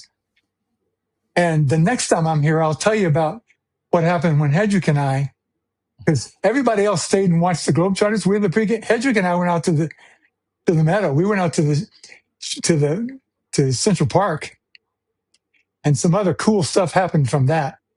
But I don't want to go. I don't want to go long. Well, you know what? We're going to go long. I want to hear that story. If this is the same day as the swish? Yes. Yeah, he just watched it. Keep going with this. I got to hear it. Okay. Well, this day was one of the most amazing days of my life. So he's just watched this. I mean, you can't see, but I dunked. I had a mark from the rim right here on my arm. To be fair, I was okay at jumping, but the floor is a little springy. But I was juiced. I'm telling you, it was one of those times where, I had the weight presence going. It was one of those shows that was more than the usual show. Anyhow, so everybody else stays and watches the show. I take Headrick out. We're going to go play catch in Central Park. Now he has just had his mind blown. Now I have hand again. Right? Yeah. I have hand again. So I'm talking to him, and we're walking over there, and I'm saying to him, listen, the CPIs fly farther than the pro. He says, it doesn't matter how far the disc goes, especially the one that I designed, because as long as everyone's throwing the same disc, then it's even. And he gives me the example in long drive contests, you all have to hit the same ball. You can't bring your own long golf ball for hitting long drives. And I said, well, that makes sense. And in those days, Whammo was the only game in town. So if you were throwing distance, the world record didn't even count unless it was a Whammo. Wow. Of course That's not. one way to control it. Like Dave Johnson's throw when he threw 378 with Victor's purple CPI, that didn't get to go in the Guinness. It didn't break my 336 record. Wow. It didn't break my 3 because it wasn't a Whammo. It wasn't there was some name for it. Approved. It wasn't an officially approved disc. Yeah.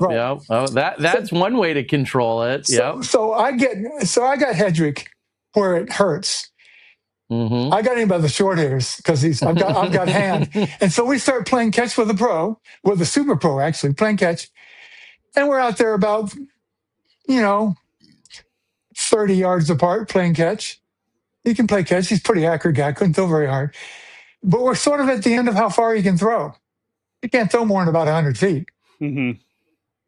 I pull out the CPI and put down this Super Pro. All of a sudden, he can play at 130 feet. Wow. 100. He can throw farther than he ever threw before. Mm-hmm. And it's one thing to realize intellectually that everyone should be using the same thing. It's another thing to realize that there's an innate beauty to being able to throw farther. Mm-hmm. Mm-hmm. So he tells me, okay, when I see you at the Octad, which was going to be in 75, because this is in 70, this is in February 75. When I see you at the 75 Octad in May, I'm going to have a CPI beater. And then he proceeded to take me out to dinner, and I had sushi for the first time. But just to finish the story, when the Octad came around, he opens up his truck. We're at the Holiday Inn. We're standing out in the parking lot, and he opens up the truck and he gives me this Super Pro. It's now called the Octad Super Pro, and he made the ridges very low and far fewer ridges. Far fewer ridges. I mean, I didn't tell you, but he told me that ridges actually make laminar flow convert to turbulent flow, and that's why it's a lower profile. It's not true. If you hear him whistling, that energy's going somewhere. Anyhow, he had a rationalization that allowed him to get a patent. So he pulls out this thing, and I'm looking at this big Super Pro. It's much bigger than a CPI. I say, hey, Victor. And Victor's at the end. He's in the second story. I throw it to him, and he just casually, in those days, we used to sit across from each other in the stands and just play catch, and the other guy didn't have to get up, that kind of thing. We were into it. It was like a point of pride right to him. He catches it, and he throws it back, and we tell Headrick, nope, CPI's better. And he went through a lot of trouble to pay for the mold. He did all that trouble. He went through all that, and everybody kept using CPIs. So he goes back, and that summer, he sends me a new disc. He sends me this 50 mold, which used to be a Super Pro, which now has very low ridges. It's much lower profile, much thinner. It's called a 141. He sends me a G series. And I said, now you're talking. The 40 mold went farther than the CPI, and the G series got launched. And that is the beginning of trying to come up with discs that fly farther. Nobody cared about it until then. That started this thing that Headrick continued when he started putting Moonlighter powder into the pros. Now the Moonlighter pros would fly farther. Now the Moonlighter 40 moles, I don't know if you ever saw a Night Flyer, but the Night Flyer, the first moles were called Night Flyer, and they ran into some trademark restriction. They had to start calling them Midnight Flyers. But those Night Flyers broke all the records. They broke all the distance. They broke my distance record. I had a distance record at that time, which we didn't go through. We haven't talked about, but of 444. They broke they went far. So putting Moonlighter powder in it makes them go farther. Just to finish the story of making discs go farther. It's 1981. I'm walking through Whammo. And at this time, they were going through, do you remember when Tom Schott was making those real big, heavy 250-gram discs? They were big. They were way bigger than anything we have now. Way big. That's where everybody was throwing for distance. So I'm walking through Whammo. I go in this guy Carlos's office, and I see these 5 discs on the wall. What are these? I'm a collector. He says, well, we were doing a test to find out how much powder you have to put in percentage-wise of the weight before the disc get brittle. So we're doing a brittle. Well, what did you choose? Well, we chose the 70 mole, this 97 gram disc. Now they were making 97 grams and they weighed 97 grams. They were dog discs. Nobody threw them. They were part of Whammo's lineup, but they were never thrown, ever. Mm-hmm. I don't know if you remember, but the 70 mole wasn't being thrown. So I take these heavy ones. Hey, do you mind if I have them? No, I don't care. Whatever. Could have grabbed any disc. I go out to La Cañada High School, and the first throw with the 150 gram, 97 gram, I throw through the uprights from the other end zone. The first throw. I don't mean I got used to it, and at that day I ended up doing it. I'm talking about the first throw. And I'm like, oh my God, smaller and heavier. Now, when you're used to golf, how you wouldn't know that smaller and heavier is better. All I can tell you is no one had thought of it. Not a person, not Headrick, not Denapace. He's not in the picture yet. Nobody knew. And the only person that really learned from it, the guy who really learned from it, was Jan Sobel. Okay, I'm going to make some smaller and heavier, because when I told Headrick about that in the summer of '81, and the players' packs for the '81 World WFC, they all had heavy 70 moles, and not just 150. They now weighed 175, 180. Wow! And those set, and I set a new record with those at that '81 distance championship. But anyhow, smaller and heavier has arrived. Jan Sobel takes one look at it, makes the puppy, which is even smaller and even heavier. And then, at that point, I quit playing Frisbee competitively. After that Rose Bowl in '81, I went off and became a ball golfer. Wow. John. Well, that go ahead. Yeah, that's where we're going to have to leave. I was just going to say that's maybe where part two picks up. I think so. The return after '81 and off to be a ball golfer before you rejoin the Frisbee family. In '95. And that's the cliffhanger for part two of our conversation when we pick it back up with you. I've been a big fan of you guys for a long time, and I'm pretty sure that the disc golf guy didn't get the money that he was deserved getting out there promoting the sport. So those of us, if you know, you know. That's true. Well, that's true. Well, yeah. Well, thank you. I appreciate the kind words, and I knew I wasn't going to be ever a three-time world champ. So the next best thing I could do is go film them and talk to people like Nate.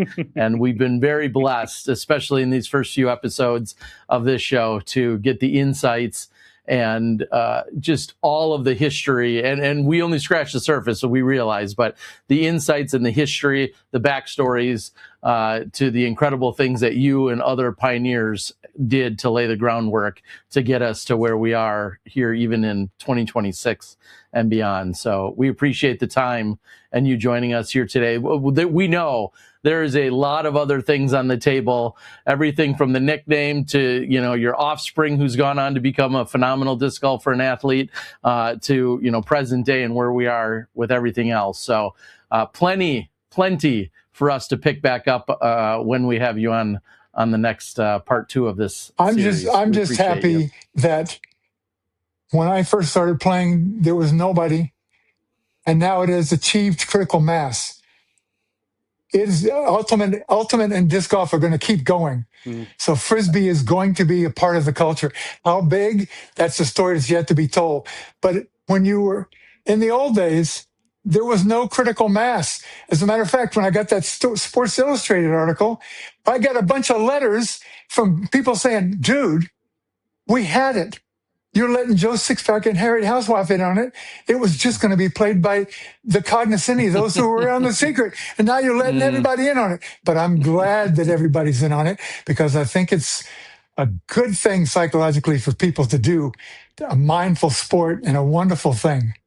We are all, I was just going to say, we're all here.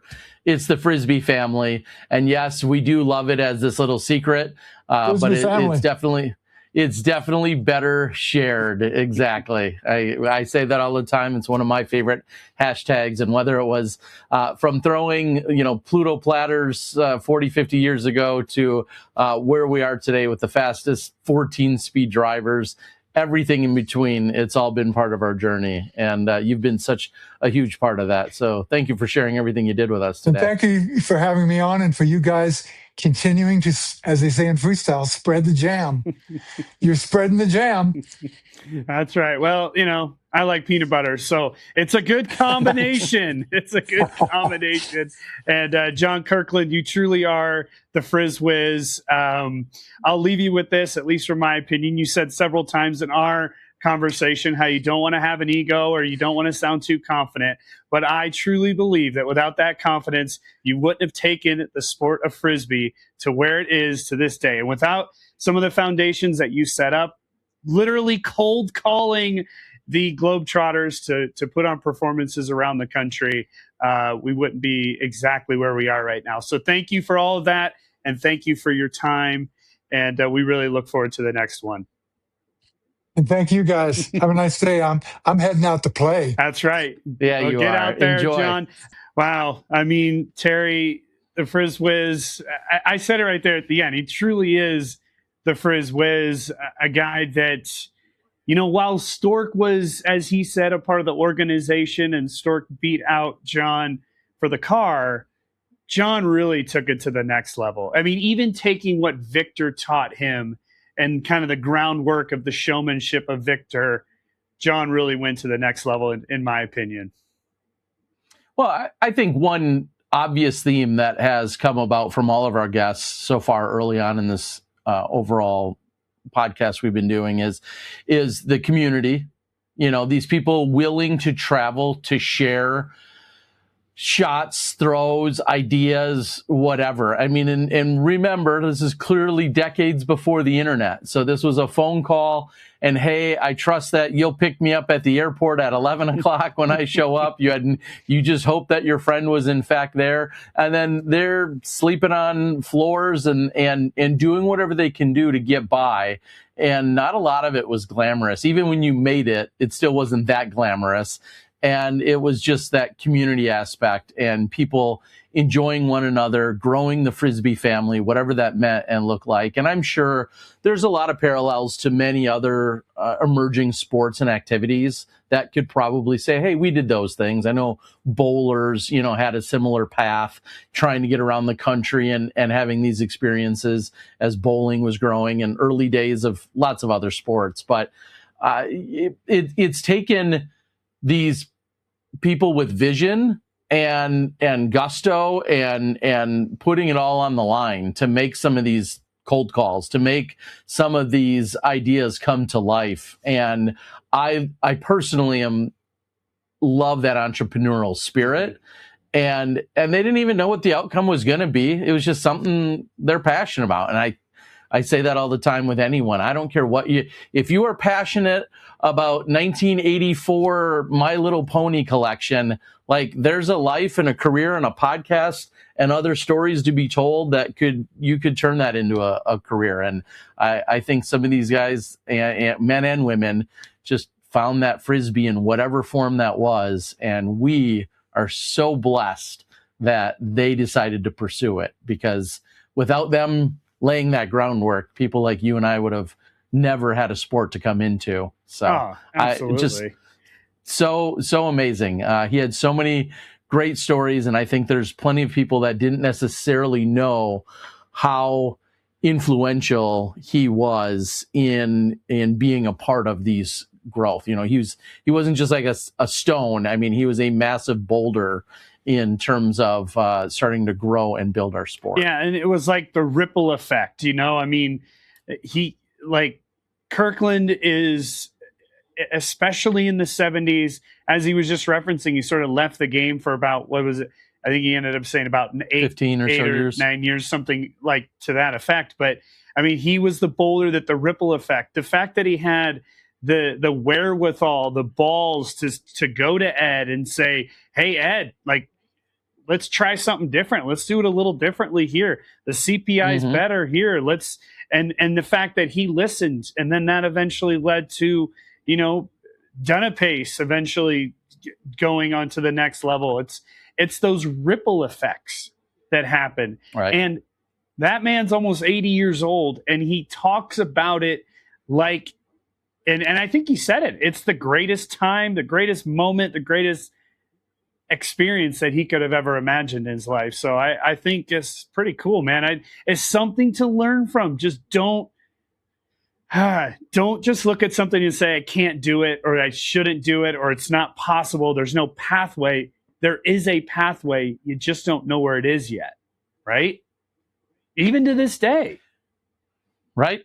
Absolutely. Somebody always said to me, when you hear no, sometimes that means just not now. And that's, or when one door closes, another opens. Again, plenty of cliches to throw around out there, but sometimes no means just not now, or there's just another angle or way to come at it. And it sounds like a lot of his persistence, and then just being willing to embrace, right? Like, sometimes things are just out in front of you. Say yes to that thing. Go be wild, young, stupid. Heck, be old and stupid.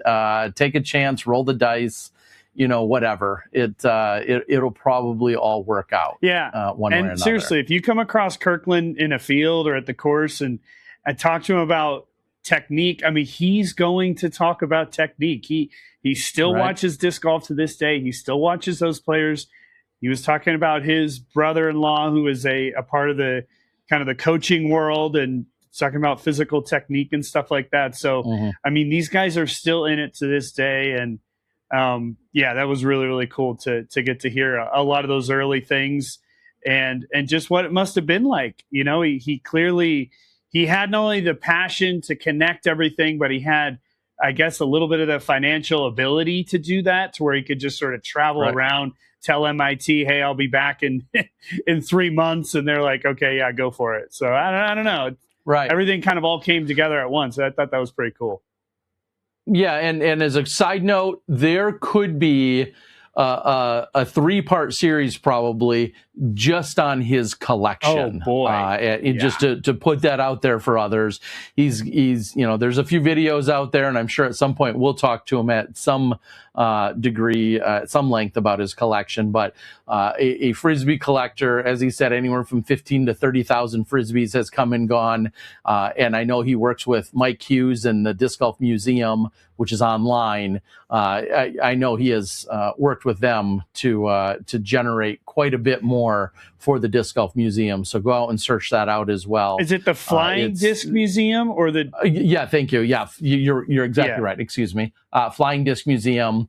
Mike Hughes, I know, is one of the, tons of different people contribute and take pictures. Mike is kind of helping spearhead it all, and the owner / curator of it. But lots of other people, all I know, are part of making that happen. Tom McManus, a good friend of mine as well. But yeah, Kirkland and his Frisbee collection was second to none. So if you're into that sort of thing, that could be a whole nother conversation piece. So, and we unbelievable stories. We did get sure. to hear the, I guess the seed that started the collection when he brought the 300 discs.